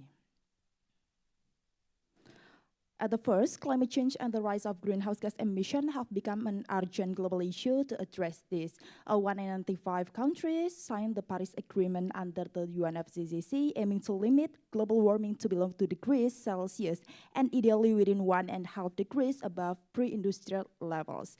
And in our region, this issue has also become major focus for ASEAN. Through the ASEAN Climate Forum, ASEAN reaffirmed its commitment to achieving carbon neutrality and regional sustainability. The forum highlight the importance of sustainable development business action toward net zero emission and strengthening the carbon market and expanding a sustainable finance, and all in line with the ASEAN 2045 vision for a greener economy. And however, in reality, ASEAN emission trend tells a different story.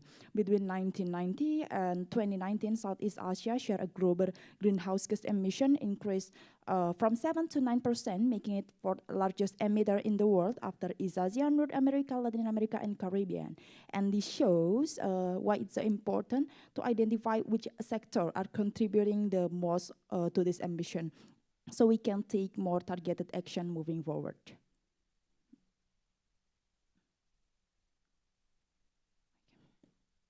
And then the transportation sector, we can see from the graphic, contribute significantly. Number 4, reaching around 7.8 billion tons. Major cities across ASEAN like Jakarta face similar challenges with a heavy motor vehicle use that drive high emission levels. Jakarta clearly reflects the complexity of urban transport emission, where rapid vehicle growth has worsened air quality and increased health risks for its people. That's why reducing carbon dioxide emission from transport sector is essential to creating a sustainable environment and limiting impact of the climate change. And several factors have driven rising emission in ASEAN, including fuel use, vehicle growth, and higher of GDP, and all positively linked to the greenhouse gas emission. And this is the major challenge since most of land transport in the region still depend on the fossil fuels. And then to tackle this rising of emission, we need a policy that address their root causes. One key policy instrument is a carbon tax, which creates economic incentive to reduce emission and encourage a low carbon technology and support the shift toward green energy. And for ASEAN, the proposed policy include a carbon tax based on a vehicle age on specification. We use a country study to find which policy that maybe can be implemented in ASEAN. And then a fuel-based tax with a rebate scheme and the hybrid models, combining regional tax, and then the revenue can then fund green initiative in each country.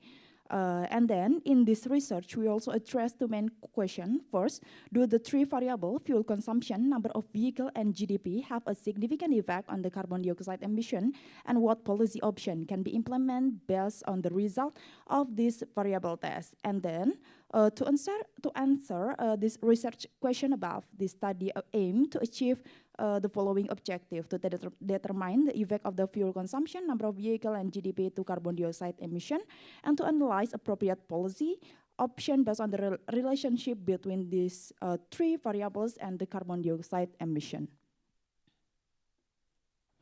And then for the theory, we use the environmental Kuznets curve, or AICEE, that can be explained through the three mechanisms. First is the scale effect, as income growth, production, and energy rise, leading to higher emission and resource use. This means that in the early stage of economic growth, environmental quality often decline. And the second is the composition effect.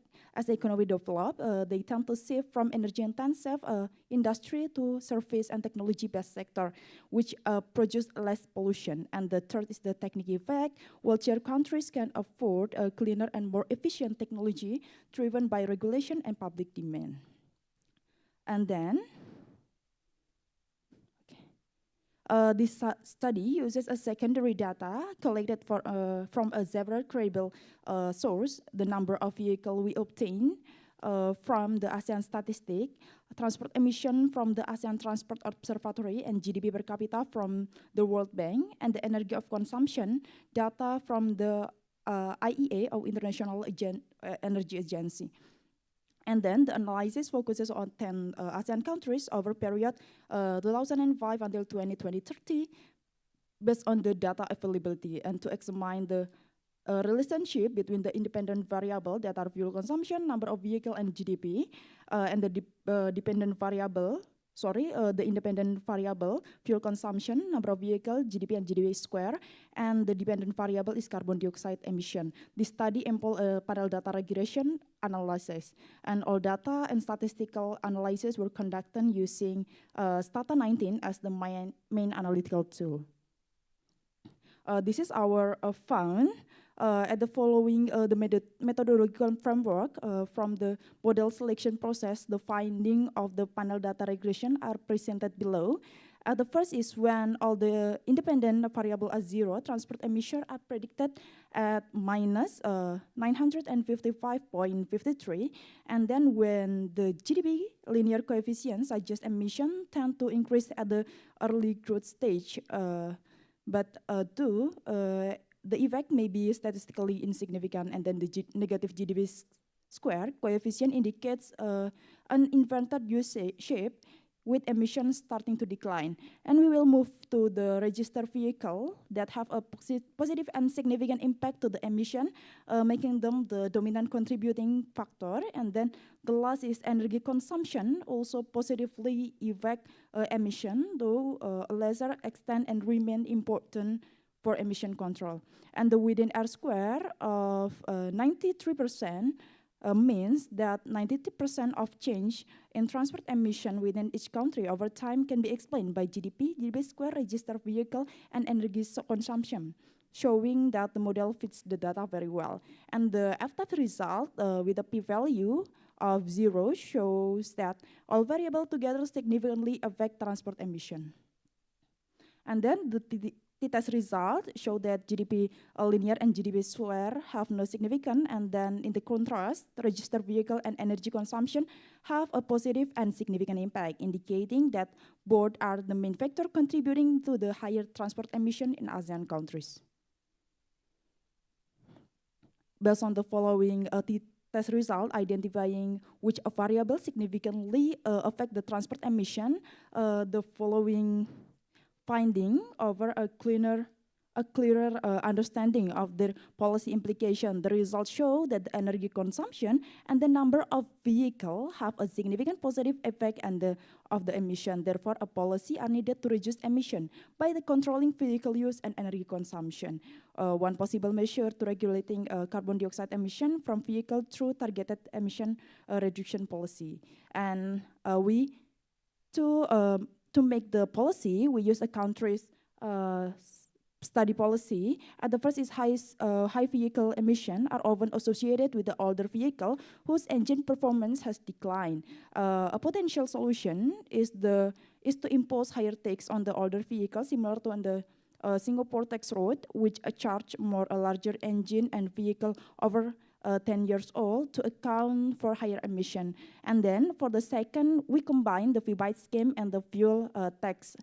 At the VBITE scheme, we adopt the Singapore VBITE scheme, and the fuel tax, we adopt the Finland fuel tax.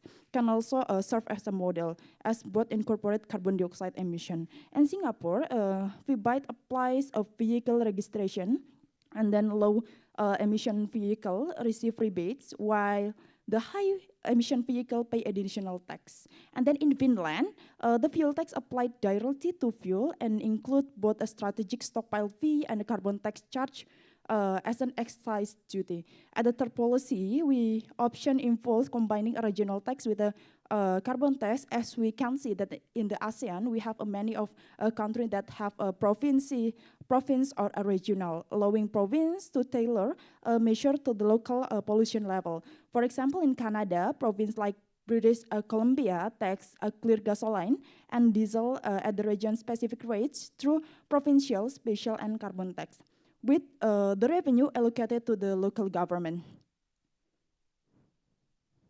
And then for the conclusion, carbon emission are the global issue addressed through commitment like Paris Agreement. ASEAN also pledged to maintain carbon neutrality, but is the fourth largest emitter, with the transport sector contributing 7.8 billion tons. And this study analyzed the transport emission using vehicle number, energy consumption that are gasoline and motor vehicle, and the GDP, finding that the energy consumption and the vehicle number positively influence emission, highlighting the need for carbon tax policy, and the policy option we make from the significantly variable from our tests. And we make three policy that maybe can be implemented in ASEAN based on the country's study. I think that's all, and we hope that this presentation has provided a useful insight into the factor influencing transport emission and the potential policy option to address them. Through collaborative effort and well-designed strategy, we believe that achieving a more sustainable and low-emission transport system in ASEAN is possible. Thank you for your attention, and good afternoon. Thank you so much, Maharani, for the presentations.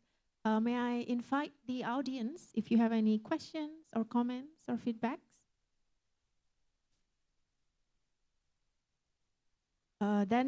While you, oh yes, please. Okay. May you introduce your name and also your institution? Thank you for your nice presentation. So my name is Vibo. I'm from Cambodia. So actually, the carbon tax is a best policy, but for Asian country, I think it's quite difficult to implement it.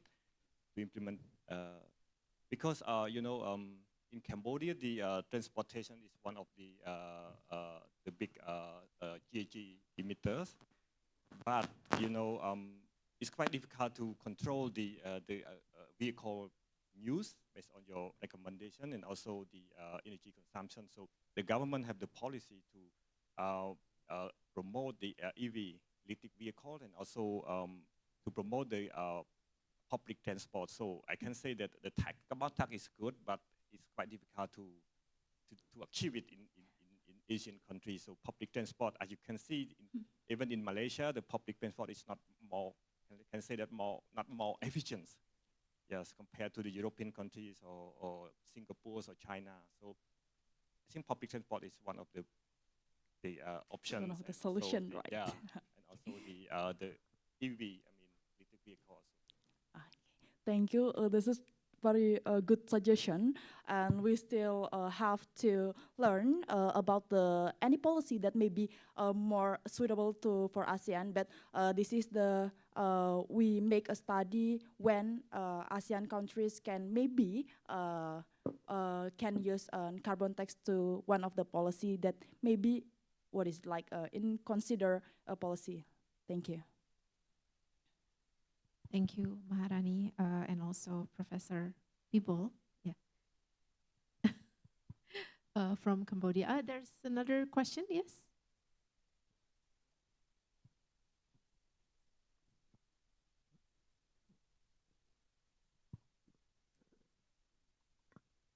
Okay, so my name is Has.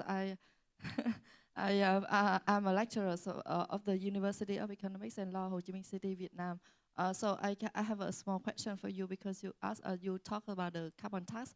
So as I made with the carbon pricing, so we have the emission trading scheme, and the carbon tax is a popular instrument for the carbon pricing. So in ASEAN countries, so I think that Vietnam, Thailand, Indonesia, so we choose the emission trading system.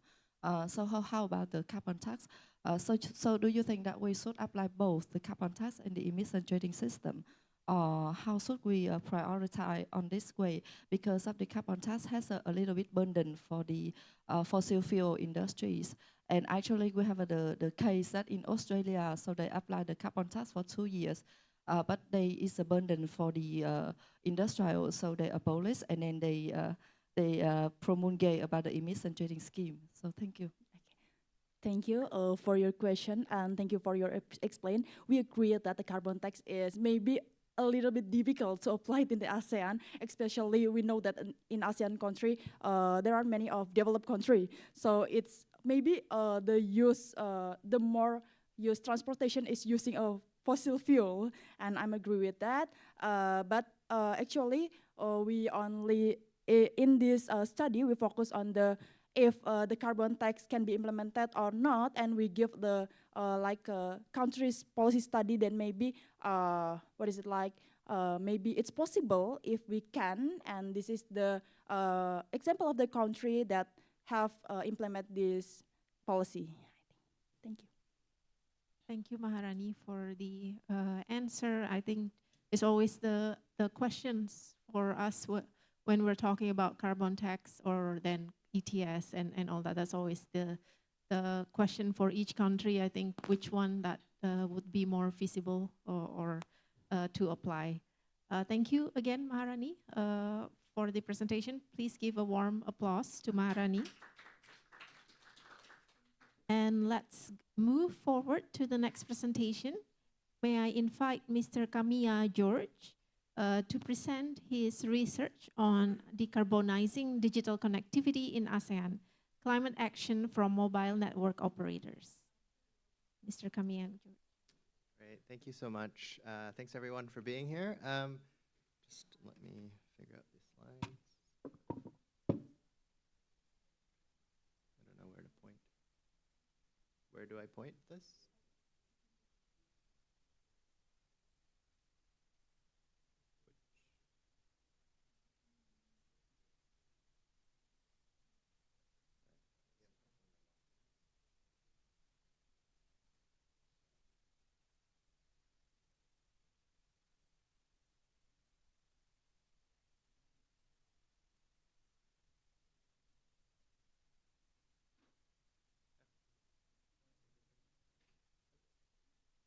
maybe just while we're sorting that out, just briefly to introduce myself, I'm George Camilla, director at GSMA, which is the Global Industry Association for Mobile Operators. So these are telcos, so the likes of CellcomDigi and others in the region. So I've worked at the GSMA for a couple of years. Before that, I was leading analysis on digitalization and energy at the International Energy Agency. And then I actually did research on EVs and climate policies in British Columbia. So the previous presentation was very interesting to me. So today I'll be talking about the progress that mobile operators, so the mobile telecommunication companies, have made in ASEAN.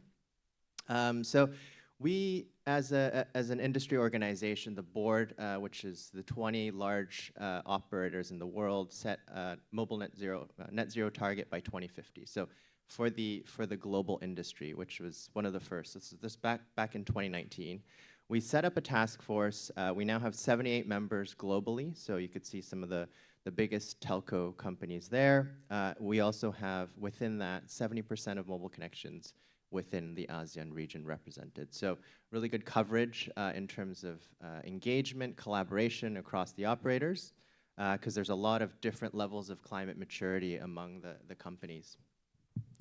So when we look at the progress to date, so we've been tracking net zero targets, science-based targets over the last few years. You can see the number of operators with targets is increasing year on year. So we're now covering about half the global industry by connections and about 2/3 by revenue. Some of the most ambitious net zero targets are actually for 2030 in the Nordic region in Europe. In terms of ASEAN operators with climate targets, you can see some of the leading companies in the region with validated science-based targets and also net zero targets as early as 2045 with Singtel. And you can see the countries that are represented in terms of where they operate. So really good progress, but still a lot more progress needed. So how are we doing in terms of emissions? So globally, I've looked at over 100 disclosures from companies. So this is representing 80% of the network connections globally. We could see mobile operator emissions have actually fallen almost 10% since 2019. This is while the number of connections, so the number of people connected to mobile connectivity has increased to almost 10%. Global CO2 emissions have increased over that time as well, even after that dip during COVID. So we're successfully kind of starting to decouple emissions from connectivity. You could see there, Europe is leading the way with a 56% reduction over that period. I have preliminary data for 2024, and we can see that trend continuing into 2024 with, again, connections data. Obviously, data is off the chart, so I haven't included it here, but it's more than tripled over this period. So that's the global picture, but when we drill down to the regional level, it's quite interesting because I mentioned Europe has achieved a 50% plus reduction, but you can see Greater China and Asia Pacific, excluding China, has actually not decreased very much. So it's quite reflective, I would say, of the global picture in terms of emissions. You can see the Greater China region actually constituting the majority of global emissions from mobile operators. Asia Pacific, you could see a slight decrease, but again, the second largest region. So it's a very important region for us in terms of engagement. When we break down the Asia Pacific region, you can see Southeast Asia as one of the largest drivers, and that's partly because there's growing demand for connectivity. It's relatively high carbon grids, and also there's deployment of new networks. So still a lot of progress to be done in the region. You can see the share of purchased renewables is very low in the region. So this is Asia Pacific in general, and most of that is actually coming from East Asia, from Japan. Some of the animations are off, but just to highlight two case studies in the ASEAN region. So Singtel, the Singaporean operator, which also owns subsidiaries in other markets. But I wanted to highlight them because their operational emissions, scope 1 and 2 market-based emissions, have fallen more than almost 50% since 2019. So remarkable progress. If you remember the previous chart I showed where Southeast Asia has actually doubled in the last few years and compared that to Singapore and Singtel. Incredible progress on energy efficiency. Total energy use is down about 40% over that period. Renewable energy shares reach 14% of purchased electricity. Obviously, buying renewables in Singapore as a corporate is quite challenging. Some of you may know, Google and other large hyperscalers are also struggling to match their electricity consumption because of constraints in the system. And then when we look at value chain emissions, those are down almost 40% since a couple year baseline. Globe Telecom in the Philippines is also making a lot of progress. Their operational emissions are also down over 50%, energy consumption down almost 40%, and the renewable share is almost a quarter of total electricity consumption. You can see their Scope 3 engagement and emission reductions have been quite impressive as well. Just for context, in most countries there are 3 or 4 mobile network operators, and collectively they're using about 2% of electricity consumption nationally. So they may not be a huge industry in terms of when we look at breaking down transport or heavy industry or buildings, but they are quite important. Obviously, they're enabling a lot of digital connectivity and enabling other sectors as well. So, and one of the challenges I found, so we're starting a project on engaging policymakers and regulators on clean energy because it's a big challenge for the operators. There, in some of these countries, there are tens of thousands of sites, mobile base stations, on top of buildings in remote areas. Many of them have poor grid connections and the islands of Philippines where they typically use diesel generators. So thinking about transitioning those to on-site solar with batteries can be a very good way to boost operational resilience, but reduce emissions importantly as well, and reduce costs over the long run. So we're engaging a lot in the region now, which is partly why I'm here, to kind of help the operators both reduce their emissions and work with policymakers. The last point I want to leave you with is around Scope 3 value chain emissions. So for corporates, this is a big deal, and for our sector, it's about 70% of the overall footprint of the industry. You could see those are concentrated in category 1 and 2, which is purchased goods and services and capital goods. You can see on the right that many of the big suppliers of the industry, smartphone manufacturers, network equipment manufacturers, have large factories in the region. So if we can support corporate purchase of renewables, both for our operators, but also the suppliers, it helps us in terms of reducing our emissions, but also the Scope 3 emissions as well, obviously decarbonizing the broader electricity systems in these countries. Just the last point on circularity, critical minerals, which is something I work at the IEA, is a very important national security issue now, obviously with mining in the region as well. So it's something we're working on as well in terms of recovering minerals from phones, from network equipment, ensuring that no resource is lost because we're buying over 1 billion smartphones every year globally now. That's a lot of CO2, that's a lot of materials being dug out of the ground, so we want to make sure they're lasting as long as possible. So there is a global report that looks at kind of the global snapshot. This analysis today is for the ASEAN region, but yeah, thank you for your attention. Thank you so much for the very interesting presentation, George, Camilla. And I think personally, this is actually one of the sector that I haven't really know much, especially when we are talking about decarbonization, right? We're always talking about, like previously in the first presenter, we're talking about transport sector, one of the sector that give highest emission, of course, in the region. And coming from ACE, ASEAN Center for Energy, we're always talking about the energy sector when we're talking about climate action, right? Now we're talking about the mobile network operators, which is very, very interesting in my opinion. And to that, are there any questions, feedbacks, comments from the audience? I'll invite, yes, please.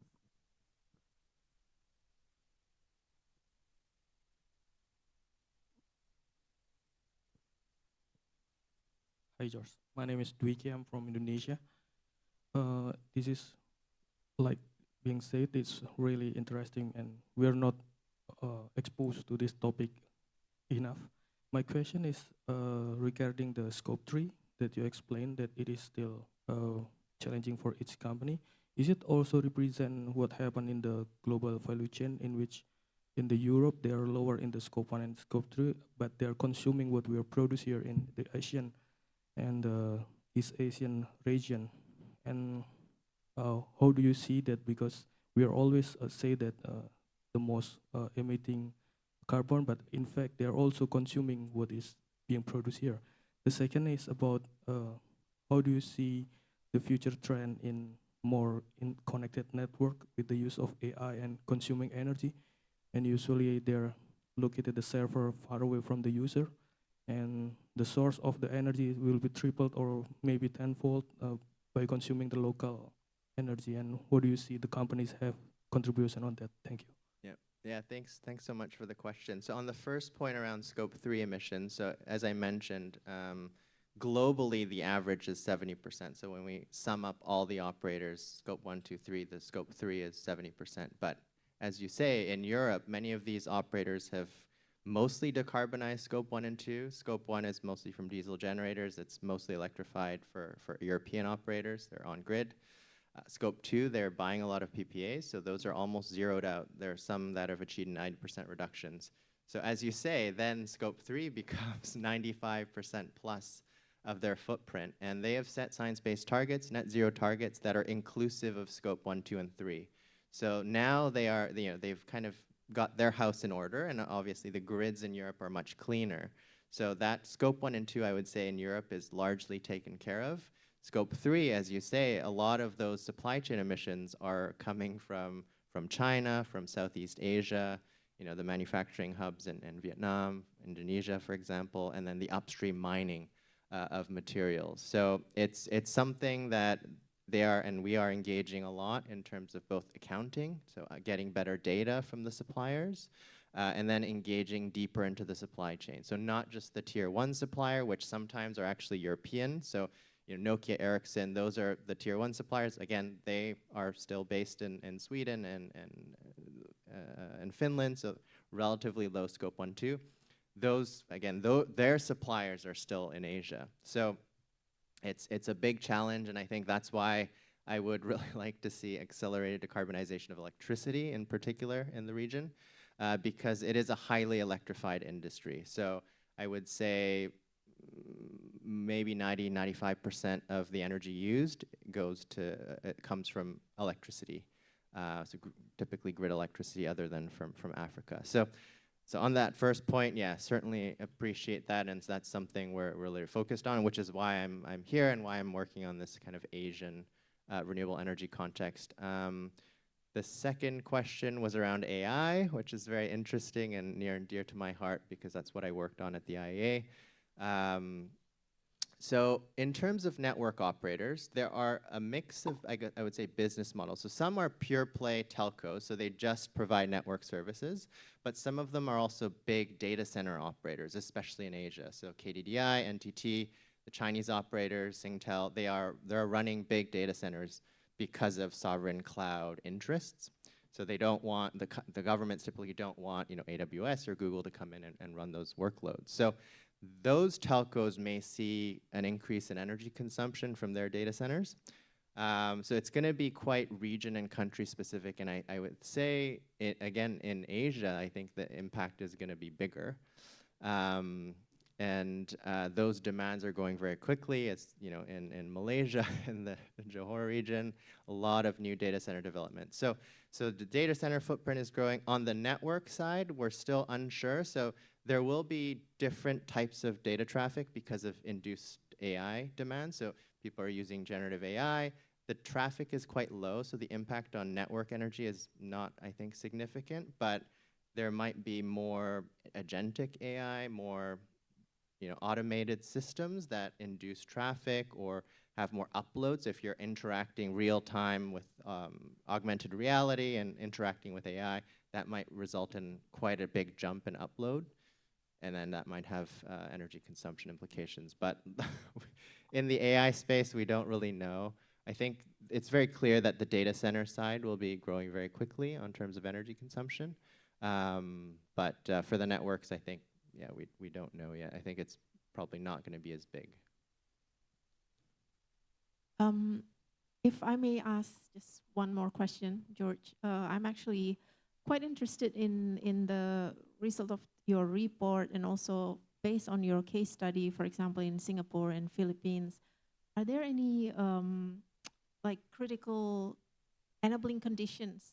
Yeah, for example, like incentive or regulation or even collaboration that you mentioned, that the reason why you're here, that is actually critical to advance this MNO, the mobile network operators, to scaling up their climate action? Yeah, so thanks. That's a very good question, because I have visibility over 100+ companies now, and I can see their data, and it's very interesting talking to them, learning about their own challenges internally.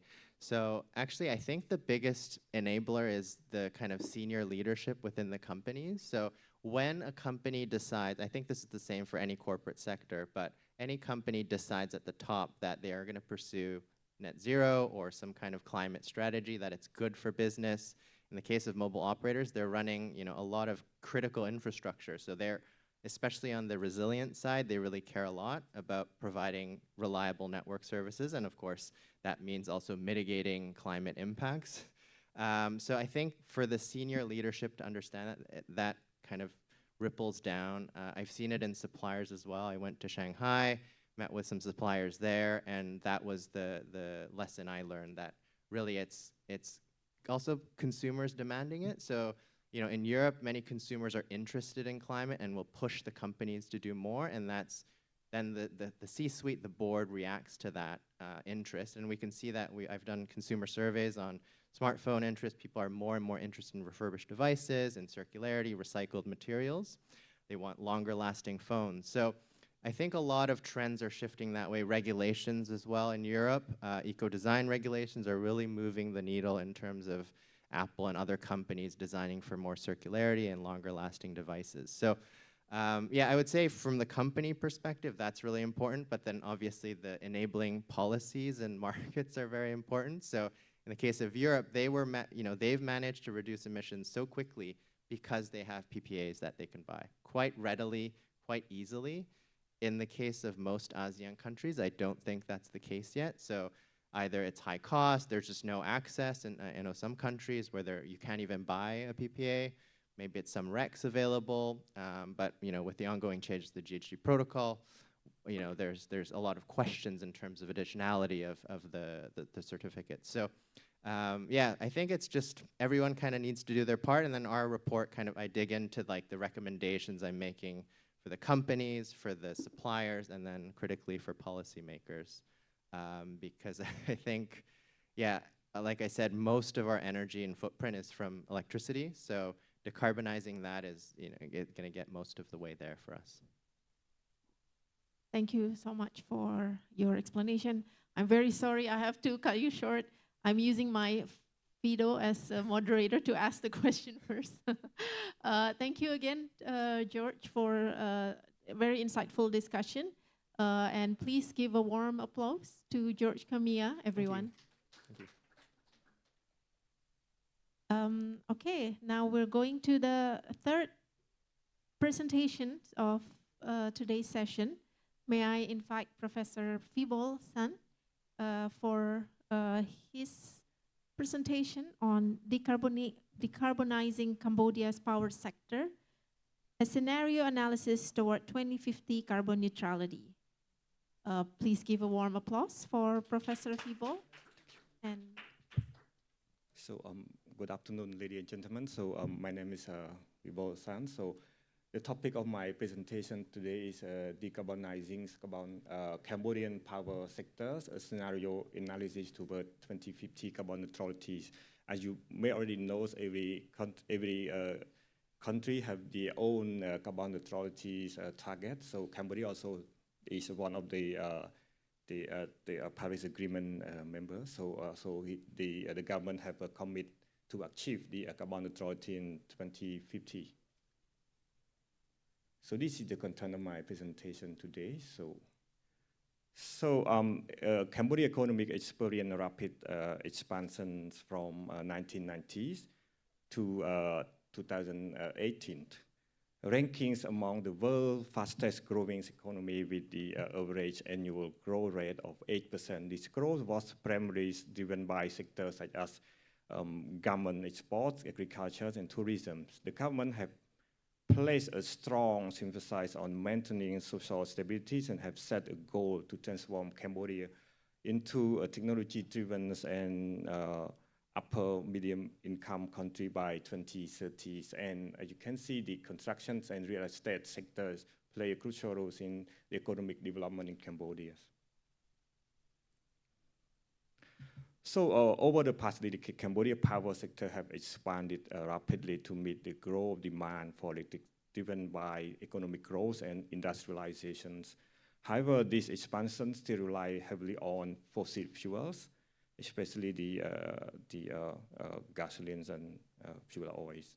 So particularly coals and imported from Indonesia as well, and also the imported oils, making the system vulnerable to both carbon emission and also the energy security risk. So as a result, the greenhouse gas emission from the power sector continue to rise and challenge the Gambia's sustainability goal. And also, although the government have committed to achieve the carbon neutrality by 2050, there is still limited understandings of how this goal can be achieved through the feasible and cost-effective energy pathways. So to address this gap, our study is to apply the scenario-based analysis and explore and identify the viable strategy for decarbonizing Cambodian power sector, and it paths toward 2050 carbon neutrality. So let me start with the objective of this study. So the study focuses on understanding how the Cambodian power sector can transit toward the carbon neutrality by 2050. So there are several specific objectives to evaluate the baseline of power sector, to design the scenarios, including best business engineer scenario, especially included in the existing policy scenarios, and more ambitious scenario using the integrated energy model, LIPS and NEMO, and to quantify the impact of each scenario on the power generator and CO2 emission, and also to provide the evidence-based recommendation to support the Cambodian long-term and climate and align with the carbon neutrality that the government want to achieve in 2050.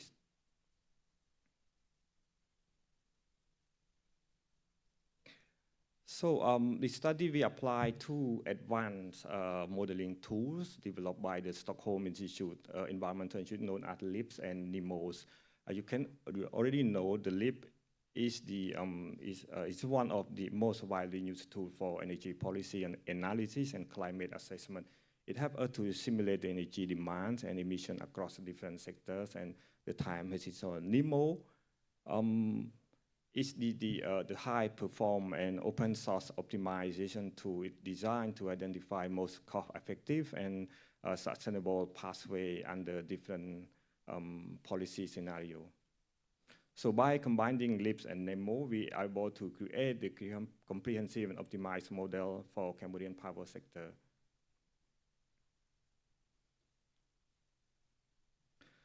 So the study takes a comprehensive approach to analyze the Cambodian power sector transformation by examining both supply side and demand side. So the supply side includes electricity generation from different sources, such as hydropower, coal, and natural gas, and also wood as well. So demand side is from the several sectors, such as industry, transportation, residential, and commercial sector. So we develop two scenarios, the existing policies and more ambitious scenarios. So existing policy is the scenario that align with the existing government policies, and more ambitious scenario is the scenario that try to include to promote the renewable energy in order to achieve the carbon neutrality. So we will compare these two scenarios in order to see what the activity that the government should do in order to achieve the carbon neutrality in 2050. So the best year or starting point for our scenario is 2019. And based on the most recent data from the electricity authorities of Cambodia and the power development master plans of Cambodia that released in 2022, and the historical period extends from 21 to 2018, drawing that on the data from the AICEE annual reports and National Institute of Statistics and various national strategic plan. So the projection periods continue up to 2050. So here's the discount rate that we use for this study. So we apply the discount rate of 7%, which reflects the risk profile of Southeast Asian power sectors. This rate consider several key factors, including regulatory uncertainty, food price volatility, sorry, and the overall cost of capital in the regions. So we move faster. So this is the key assumption for the existing policies and scenarios. So the existing policy scenario represent the Cambodian current policy direction as outlined in the National Power Development Master Plan that the government, it serves as the roadmap for the power sector development in Cambodia. So the government have set the target how many percent of the electric, coals and also hydropower renewable energy that the government should have to include into the policy in order to meet the demand of the consumption and also to reduce the energy consumption and also to reduce the carbon emission from the energy sector. Here is the information from the most of the policy in power sector in Cambodia. So we extract the information and we input into the model and to see how the existing policies scenario will be in 2050, whether it can help the government to achieve 2050 and carbon neutralities or not. So the more ambitious policy scenario represent the Cambodian pathway toward carbon neutrality by 2050. So emphasize the fastest and the deep per clean energy transition. Here is the for the power generation, we recommend to phase out the coal and natural gas and promote the natural gas by 2050. So no new fossil fuel capacity after 2030. So this is our assumption. Yes. So let me start with the result of the study. So you can see here, this is the historical energy demand in Cambodia. So at the upper left, you can see the residential energy demand. So wood is one of the most, it's one of the common energy source for household sector. They use wood for cooking and boiling water. They use wood for, it's not for the household sector, but for the commercial sector, they also use wood a lot as well. And also the household use charcoal as well. So one of the charcoal mainly produced from the wood, cutting down the trees and produce wood. So 1 kilograms of charcoal consume 6 kilograms of wood. So that's why you can see the wood is one of the main energy source for household. So for the transport sector, you can see the diesel. They use a lot of diesel for in the transport sector, especially for the big trucks operated by the commercial or industrial sector. They use a lot of diesels, and gasoline is also the second highest energy for the transport sector because of the house. I mean, the people use the light car that operated by the gasoline. So that's why you can see the gasoline contribute a lot to the energy demand for the industrial sector. So for the transport sector, for the industrial sectors, you can see the biomass is still one of electricity also still one of the biomass is still one of the energy source for the industrial sector, because even the government sector is the big sectors in Cambodia, and it still use a lot of wood to in the industrial process. So it still yeah, it grow a lot, yeah. So from 1995 to around 2010, the installed capacity remained below 200, below 500 megawatts, dominated mostly in Thai by a diesel power plant, which supply most of the electricity for the countries, and the majority shift occurs after 2010 when the large-scale hydropower project begin coming online, leading to rapid capacity growth. By 2020, the total installed capacity exceeds 2,000 megawatts, with the hydropower emerging as the largest contributor, followed by coal and solar energies. As you can see here, this is the historical electricity generation by the energy source. You can see from 1995 to 2010, diesel were the dominant energy source for electricity generation. However, when the coal and hydropower has been introduced in Cambodia after 2010, so the hydropower become one the big energy source for electricity generation, followed by coal, and the solar and biomass is contribute a little bit to that. So it still have you can see that we still have a lot of potential that, to produce electricity from the solar and biomass. So that's why the solar has been considered by the government in order to reduce the dependence on the coal generation, for electricity generation. So when we look at the sectoral CO2 emissions from 1995 to 20, you can see here the transportation is was one of the big contributor to the GHG emission. So followed by the industrial sectors, and also the residential sector contribute a little bit because usually we use a lot of electricity input, but that contribute a little bit to the GHG emissions. Agriculture also contribute a lot as well, but compared to the transport sector is one of the main GHG emission.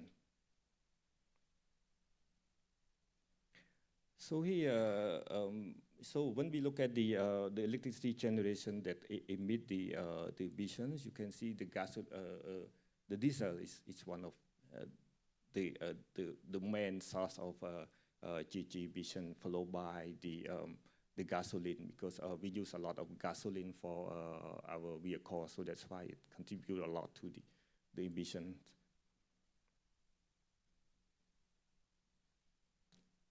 So so here's so let me try to present about the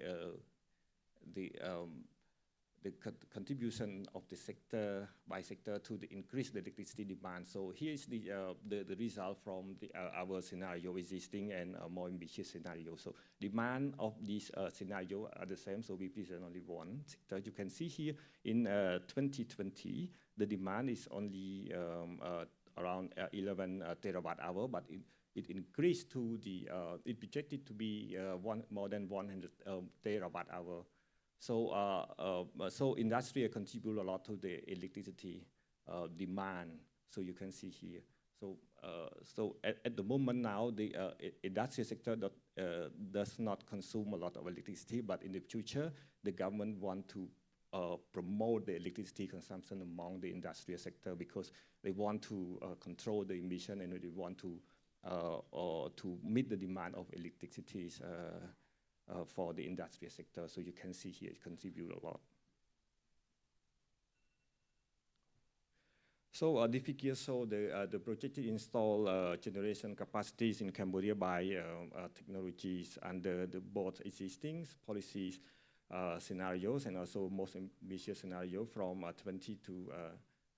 2000 to 2050. So under the existing policy pathway, the total installed capacity grows steadily, reaching around 15,000 megawatt by 2050. The system remains dominated by the hydropower, coal, and natural gas, with moderate additional of solar power.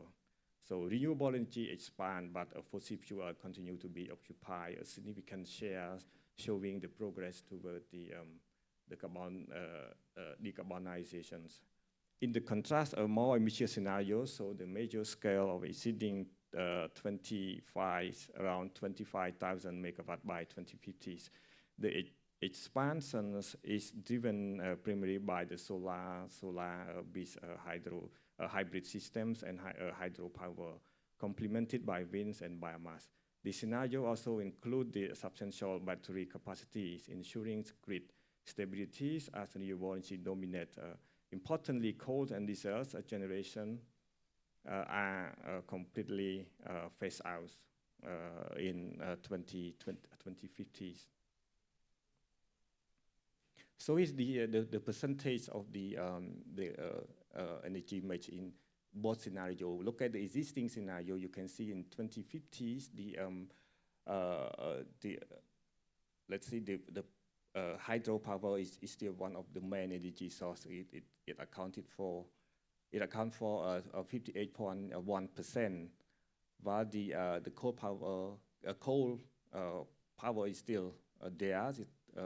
It is around 5.9% in 2050. But when we look at the more ambitious scenario, you can see that the solar and BESS hybrid contribute a lot. So, and also it can use the you can see there's no coal there.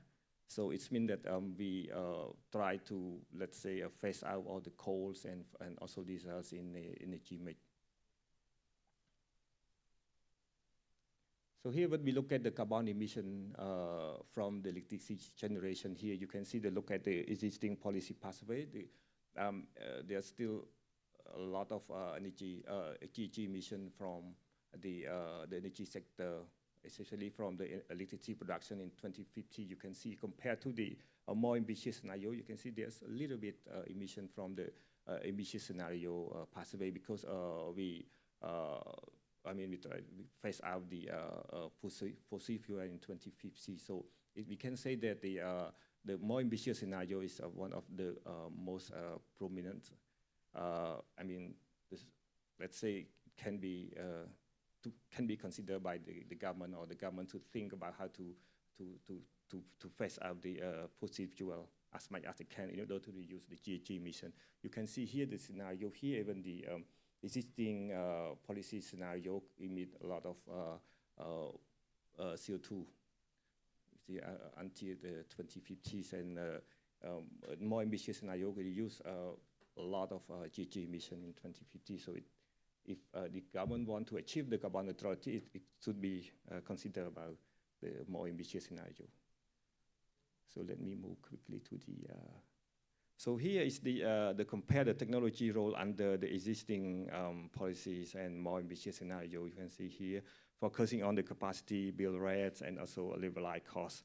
Under the existing policy scenario, hydropower and solar power grow steadily from 70 megawatt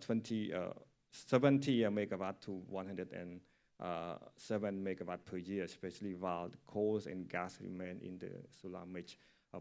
Solar PV saw the lowest cost as 0.7 million US dollar per megawatt, far cheaper than coal and diesel. You can see here under the ambitious policy scenario, we exclude the coal subcritical. So you can see the cost per megawatt hour is much lower than the cost per megawatt hour in the existing pathway. So you can see here we can achieve the carbon neutralities in 2050, and it also can reduce the cost of energy as well. So even the government have the policy, a lot of policy, but still you see we still have a lot of challenges that happening in Cambodia, including the Cambodia electricity demand and fossil fuels. Because of the population growth, so the demand grows a lot, so it's quite difficult for the government to meet the demands.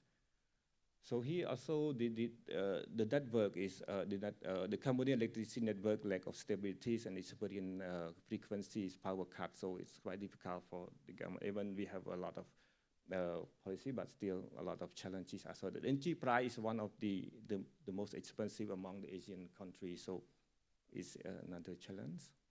So the climate pledge, even the government have the strong commitment to reduce the regarding to the climate change, but it's still we don't have the a clear the implementation the climate change. So it's very. This is another challenge: insufficient funds, skill labor shortage, and policy framework integration. So. Sorry, I have to go quickly. So to achieve the carbon neutrality in 2050, the government had to, the Cambodia must adopt the comprehensive low carbon transition to build 5 key pillars. First, clean energy expansion. The second, for energy efficiency. First is investment government, and the capacity building is the last. Because of the Cambodia, we don't have a lot of human resource to achieve the carbon neutrality into 2050. So the capacity building is one of the main activity that the government should consider about that. So thank you so much. Thank you so much, Professor San, for the very comprehensive presentation here on Cambodia power sector decarbonization. So may I invite audience to ask just one question, please? Are there any questions from the audience? If not, then maybe if I can just give one question on this. Yes, Professor San. Sorry. Just a quick question in terms of your model. You have 2 scenarios, right? The baseline, we can say the baseline scenario and also the more ambitious scenario. In this scenario, do you put also like optimized costs in there as well? Yeah, maybe if you can explain that a little bit. Actually, we have the 4 different models under the existing policy scenario. We also optimize it under as well, even a more ambitious scenario. So actually, yes, for the optimizations under each scenario, it show different things. But the reason why I don't show it here, because I feel like if we look at in each scenario is also we optimize as well, but so we show that we want to see what is different between the existing and the more ambitious scenario. Yeah, this is what we want to see. Just one quick question. From the technologies that you mentioned in there as the projected for the next until 2050, are there any consideration for, because I see like, I don't see are there any consideration on including such technologies, or also excluding other technologies for low carbon technologies, for example? Yeah, I already mentioned in the slides. Is in 2050 we recommend to phase out the fossil fuel, especially the coals and diesel for electricity for power sector. So it can reduce a huge amount of GHG emission in 2050s, and also we introduce the new renewable energy. Hydropower is still there, but the solar energy technology is still we have a huge potential, but at the moment now it contributes to around 6% of the total energy production source. So that's why the government want to promote even in the existing policy also the government try to include the solar energy, but it's still not enough to reduce the GHG to achieve the carbon neutrality in 2050. So the government had to phase out all the coal power plants and also introduce invest more on the solar power. Okay. Yeah. Thank you so much, Professor San, for the presentation and for the answers. Please give it up for Professor Fibol San. I think it's very timely because Cambodia is one of the 2 countries in ASEAN that recently submitted their NDC 3.0. Yeah, the other one is Singapore. So we are still looking forward for other ASEAN member states hopefully to send their NDC 3.0. Okay, we're going to the next presentation. May I invite Dr. Jiao Shi from Peking University, HSBC University's Business School, to present her presentation on path to carbon neutrality in China's power generation sector. Dr. Shi. Thank you very much for having me here. And I know that this is lunchtime already, so I will make sure that I do not go over time.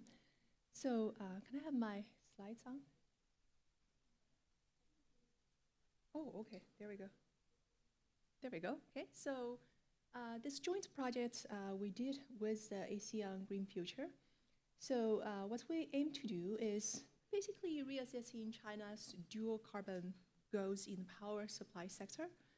The dual carbon goals remains China's official commitment to, climate mitigation. So this was delivered to the UN Assembly Council by President Xi Jinping in 2020, when he promises that China wants to peak its carbon emission in 2030, because currently the carbon emission is still going up, and achieve carbon neutrality by 2060. So since 2020 and now, we haven't actually updated that goal.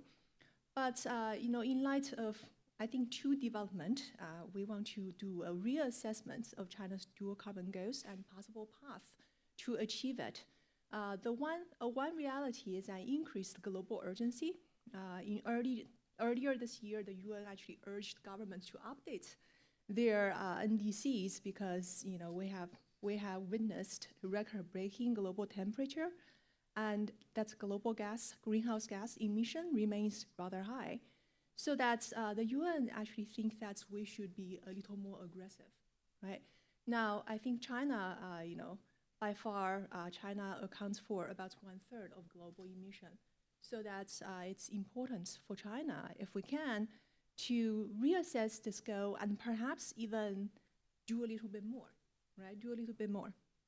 So luckily, when we look at China's carbon reduction, the status quo in China is quickly evolving in the optimistic end as well, I would say.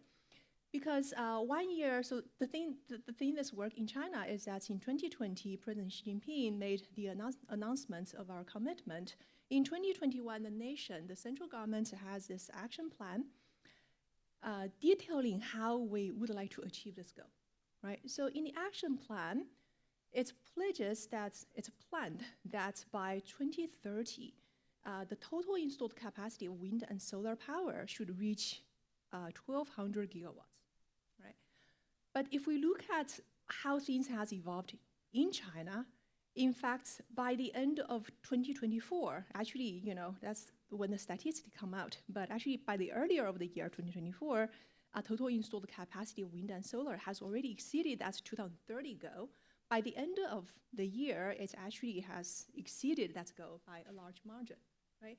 So in light of these fast developments, we actually think that it might not be asking for too much if we ask the question, is it possible for China to do better, right? Instead of committing to a 2060 carbon neutrality, can we do it, say, by 2050, right?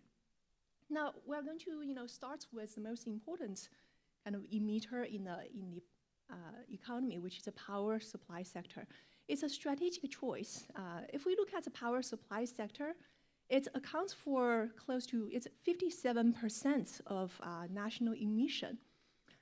Now, if we can make the power supply sector alone carbon neutral, that's going to basically make more than half the way there.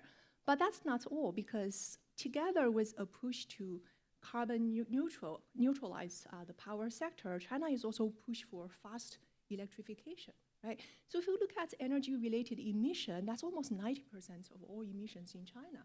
So this number is going to approach that number with electrification if we're successful, right? So the scope of our study basically could potentially cover almost 90% of all emissions in China. And another interesting thing about China is that the power supply sector is basically controlled by the government. So if we ask, what kind of incentives governments can provide to the market, usually to urge them to be more green, be cleaner, that's problem is, usually a market-based decision, but within China, it's largely, controllable by the government. So long as the governments remain committed to the goal, one thing it can do is to add capacities to the power supply sector. That's the reason that explains why, in terms of like new energy capacity addition, it has gone so fast because governments can push it. If we look at the power supply sector, 81% of electricity generation are done by state-owned enterprises, and almost all electricity transmission and distribution are carried out by publicly owned companies as well. So we try to answer two questions in this study. First of all, in light of the current policy progress, can China achieve its dual carbon targets under current practices and policies? And second of all, is it feasible if China aims for the more ambitious goal of achieving carbon neutrality in the energy supply sector by 2050 instead of 2060? So our answer is going to be, conditional. But let me quickly go through what we find out. So China's energy supply, if we look at historical data, it does not lend us too much confidence. In fact, if we look at the major source of energy by capacity installation, by the end of 2023, which is the first year of our simulation, the installed kind of clean power has already exceeded, the traditional fossil fuels. But if we look at the total generation, actual generation, fossil fuels is still the pillar of power supply. Now, if we look at the very last year and study why that is the case, so in the very last year of our data sample, we see that thermal power still accounts for 66% of actual electricity generation. The reason for that is that the wind and solar that we have been adding so quickly has very low capacity factors. Solar, for example, so the capacity factor is basically the actual equivalent full load hours of operation of these power plants as a fraction of the total hour of a year. So that's only about 11% of the time of the year equivalent. A solar farm is generating energy at full capacity. That explains why it's only 6% of the total generation, even though the installed capacity looks much better, right? So we would say that there are still technological constraints that limits how well we can utilize all these new capacity additions, right? So we're going to use the LEAP model, LEAP-NEMO model. Unfortunately, my colleague from Cambodia has already introduced that, so I'm going to skip this completely. But our modeling is similar. So we specify like various sectors in electricity demand, and the capacity, transmissions, distributions, and the technologies governing this utilization and carbon offsetting. And the LEAP model is going to solve the general equilibrium and generate forecasts about emissions. So that's pretty much what we're doing. We're going to simulate 3 scenarios following a very general idea. So what we have observed is that in one dimension, the government can do very well, which is almost like, adding a huge amount of new energy generation capacities, right? That's the governments almost have very little constraint, right? So that's something that the governments can commit to do. And then we're going to use that as our baseline scenario. We're going to estimate a baseline by basically incorporating what we read from governments, various government documents, and infer from together with how much we can add as in historical data. And then we're going to ask in the baseline scenario, based on current policy, suppose the governments can continue adding more capacity in wind and solar, right? But let's assume that technology does not improve much, right? Why do we do this? Because this is a scenario that is within the government's control, right? So of course it's not realistic because we think that technology reasonably will advance, right? But we estimate this baseline scenario because we can establish, therefore, an upper bound on the emission, right? So long as governments remain committed. So this is the worst case scenario in a way, right? That's how well China can do. Then we have a business as usual scenario where in addition to capacity addition in the baseline scenario, we assume that there are reasonable technology progress. right? Which we're going to define more clearly later.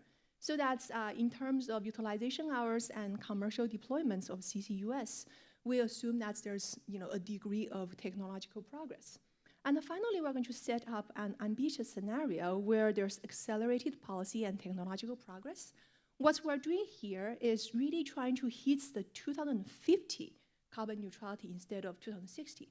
So we would argue that what we find out in the ambitious scenario is a feasible path to the best of our knowledge. Right? So our baseline year is 2023. Our first simulating year is 2024. So, well, in consideration of time, I'm going to go through this very quickly. So here is a path of generating capacity in our 3 scenarios. And here is a path of the actual generation. So the contrast across these scenarios are basically that under the baseline and the business as usual, renewable and low carbon energy sources will gradually replace traditional fossil fuels with a marked acceleration after 2035. And under the ambitious scenario, what's necessary, right, is that there has to be also an aggressive transition to a low carbon electricity system by phasing out a lot of the existing thermal power plants right now, which requires further government commitment. Now, here is our kind of simulation result, what we care the most. So we see that under all scenarios, right, eventually carbon emission is going to go down, which is encouraging because in fact we did a very early simulation of a baseline conditional on what the 2021 plan, right, said we would do, and we actually saw this emission diverge, right? So it won't even go down. But now it's going down. However, it's not hitting the carbon neutrality 2060 target. The reason is that there's no technological progress. Right? Which is not reasonable, but as I said, this is the upper bound. This is the upper bound on the emission. Now, if there's reasonable, moderate technological progress, as we have simulated under the baseline, the business as usual scenario, we are going to achieve 2060 carbon neutrality. Now, in order to achieve carbon neutrality by 2050, in addition, we actually have to put down substantially more investments in clean energy, and with a commitment to phasing out thermal power with more rapid technological progress. So to be very clear, the critical preconditions here is that so long as we can increase, first of all, the solar and wind continuously, which is doable by all our standard and by all our examination of historical data, this is very doable. And then there has to be an improvement in the grid system in order to utilize all these new energies. So even though it's not in any of these earlier graphs, we will require a substantial growth in BESS, and also pretty large growth in PHS. And finally, there should be moderate efficiency gains and utilization hour improvements, which is, actually we consulted some technical experts. This is not too much in addition to what we have today. However, carbon neutrality by 2050 is doable, but it requires the government to make more investments, right, and be more determined. So finally, let me just conclude by saying that China is broadly on track to achieve carbon peaking by 2030 and carbon neutrality by 2060 in the power supply sector under the current policies, though there has to be some significant technological breakthroughs in clean energy storage and carbon removal. However, a more ambitious pathway targeting energy sector carbon neutrality is also feasible with accelerated thermal power phase-out, which is going to be a trickier issue in China. Actually, we had a lot of discussion among us and our ASEAN Green Future colleagues about these points. One thing that we notice is that China is committed to add a lot more clean energy. However, it has not committed to phase out the thermal power, right? Because thermal power is very important for the stability of the grid for China, because you have to handle the kind of unsecured, fluctuating nature of this new energy, right? So that's going to be, I think, a direction of interesting future research. And finally, a caveat I should mention is that our model, like many other forecast works, is only depicting the mean of an emission distribution that we think is likely, right? But what if things turn out to be pessimistic? In that case, if you want to have robust policy, you actually want to be more aggressive in emission reduction than our calculation even suggests, right? So that's the end of my presentation. Thank you very much.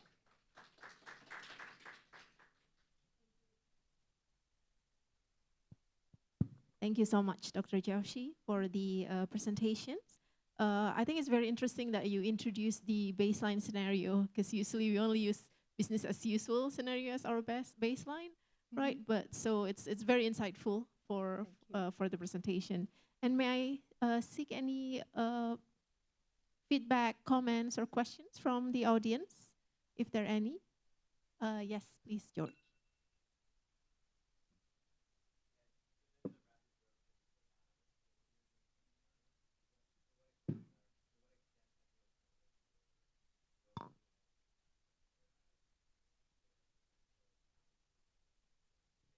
Thermal power because of additional electricity demand that wasn't maybe forecast 4 or 5 years ago?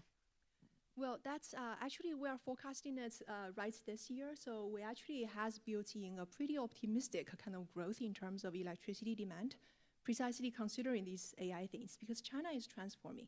Before the industry, right, manufacturing is what's generating the most power demand. When we look at the future, in the first version of this report, we actually think that we should kind of downplay a little bit the power demand from the industry sector.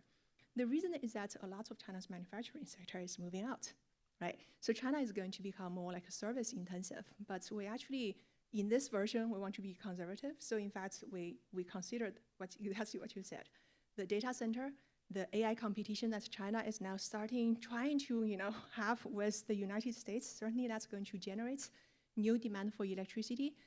One lucky thing is that China does not seem to be too invested in cryptocurrency, so that's the mining activity from that is going to be, I think, more moderate. Thank you. Thank you so much, Dr. Jiaoxi. I think due to the time, I need to cut short for this session. Right, thank you for staying over lunchtime. Give a warm applause to Dr. Jiaoxi. Now we're going to the next presentation. May I invite Ms. Cindy May Bellifestre to present her presentation on spatial analysis and theoretical assessment on agricultural biomass energy potential in the Philippines using field LIDAR 2 and QGIS. Before your presentation, may I remind you for the time for presentation is only 10 minutes. Thank you so much.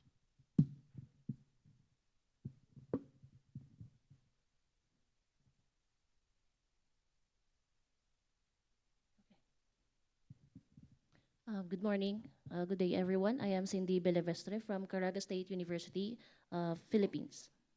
So today I'll be presenting our study titled Spatial Analysis and Theoretical Assessment of Agricultural Biomass Energy Potential in the Philippines using field LIDAR 2 and quantum GIS.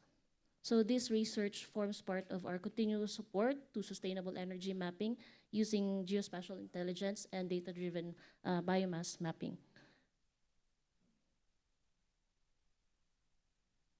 So the Philippines is heavily reliant on imported fossil fuels, accounting for over 60% of the total primary energy supply, as reflected in our 2023 to 2050 Philippine Energy Plan. Yet across the archipelago, vast amounts of agricultural residues like corn stalks, sugarcane bagasse, rice husk, and coconut shells remain underutilized or wasted. However, energy planning in the Philippines has lacked spatially explicit assessments of where biomass resources are abundant and accessible. So our research bridges that gap by integrating light detection and ranging derived data sets, satellite imagery, and GIS or geographic information systems spatial analysis to quantify biomass energy potential.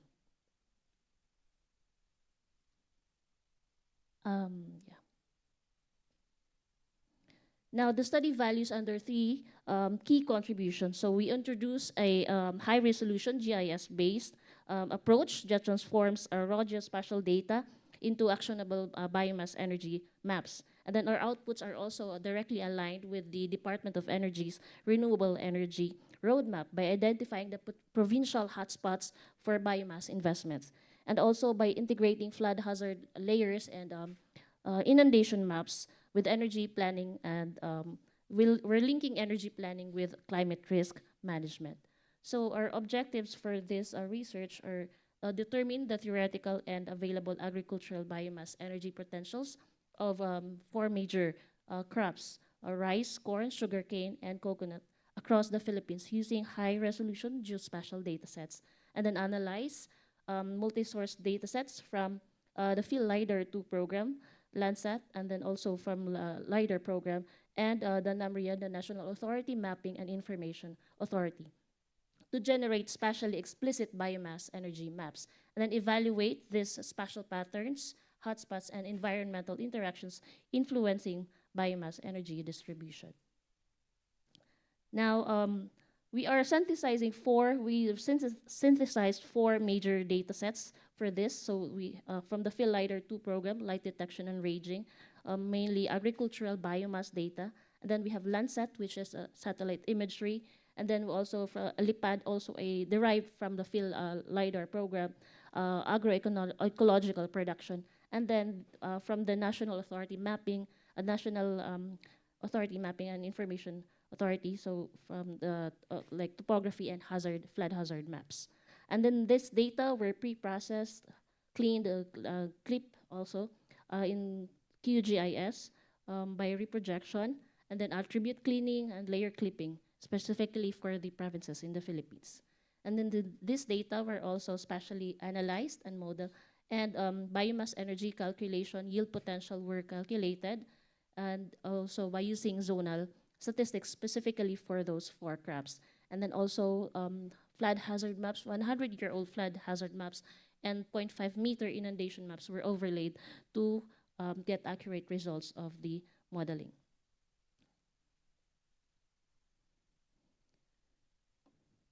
So our national level analysis revealed distinct spatial patterns of biomass energy potential. So the rice and corn residues dominate in the northern part of the Philippines, Luzon Central Plains, notably the provinces of Nueva Ecija, Isabela, and Pangasinan. So they're in the northern part of the Philippines. And then the sugarcane residues, sugarcane stocks, are concentrated in Negros Occidental, that's a middle part of the Philippines, and also the coconut residues or coconut shells show strong potential in the southern part of the Philippines and some parts of the Luzon, which is the northern part of the Philippines. So zooming in, this is our province where we are located. So this is the province of Agusan del Norte, the southern part of the Philippines. So the theoretical biomass potential for rice reached up to 18,767 gigajoule per hectare in our city, specifically for Butuan City, right there, the red colored region. And then followed by the nearby municipalities of Buena Vista and Las Nieves. However, hazard overlays and inundation maps revealed that those key biomass zones also coincide with the flood-prone areas, particularly in the coastal municipalities.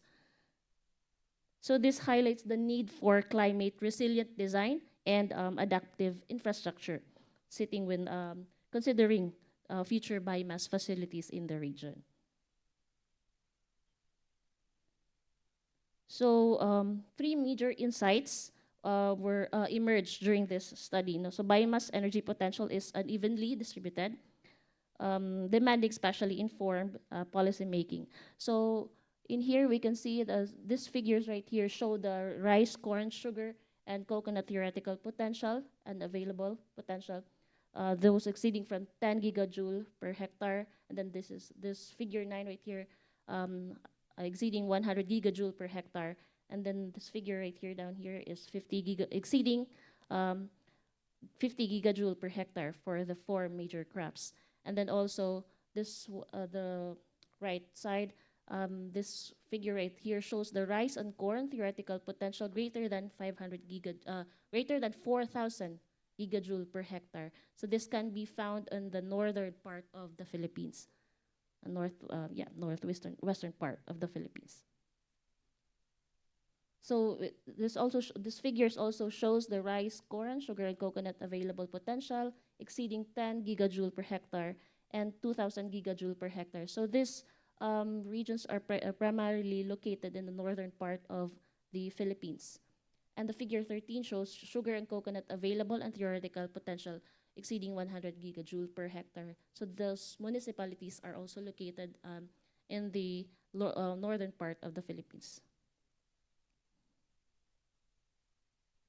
So the integration of the Philippine Light Detection Ranging 2 program, Landsat, and the NAMRIA datasets within QGIS enabled a nationwide spatial quantification of theoretical and available biomass energy potentials.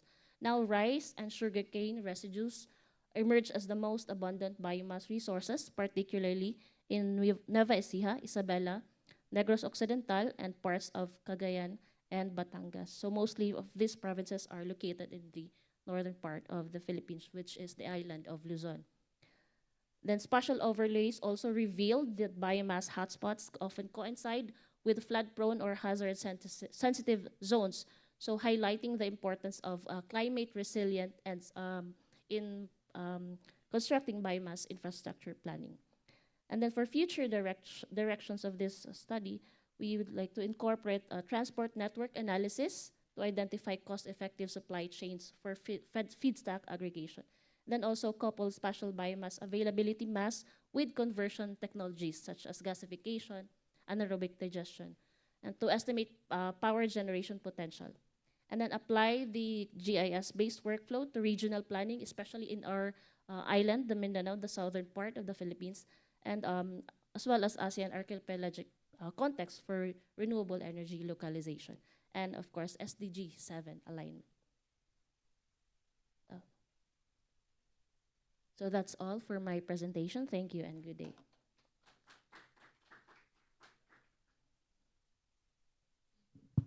Thank you so much, Cindy, for a great presentation. May I invite the audience to, we only have one question. We only have time for one question in here. Are there any people in the audience that would like to ask a question or comment or feedback to Cindy? If not, then I just ask like one quick question on your plan on this research to extend it to regional planning, right, Yes. in Mindanao and also ASEAN itself for SDG 7 alignment. Do you also plan to assess like the economic or environmental feasibility of it as well? Yes, that was part of the scope and limitation of the study. The techno-economic analysis and life cycle analysis was not included, but for the next phase of the project or research, then we will include the economic analysis as well. Thank you again, Cindy, for the great presentation. I'm very sorry that we have to conclude your presentation for this session. Thank you, and please give a warm applause for Cindy. Now, I would like everyone to just, bear with me.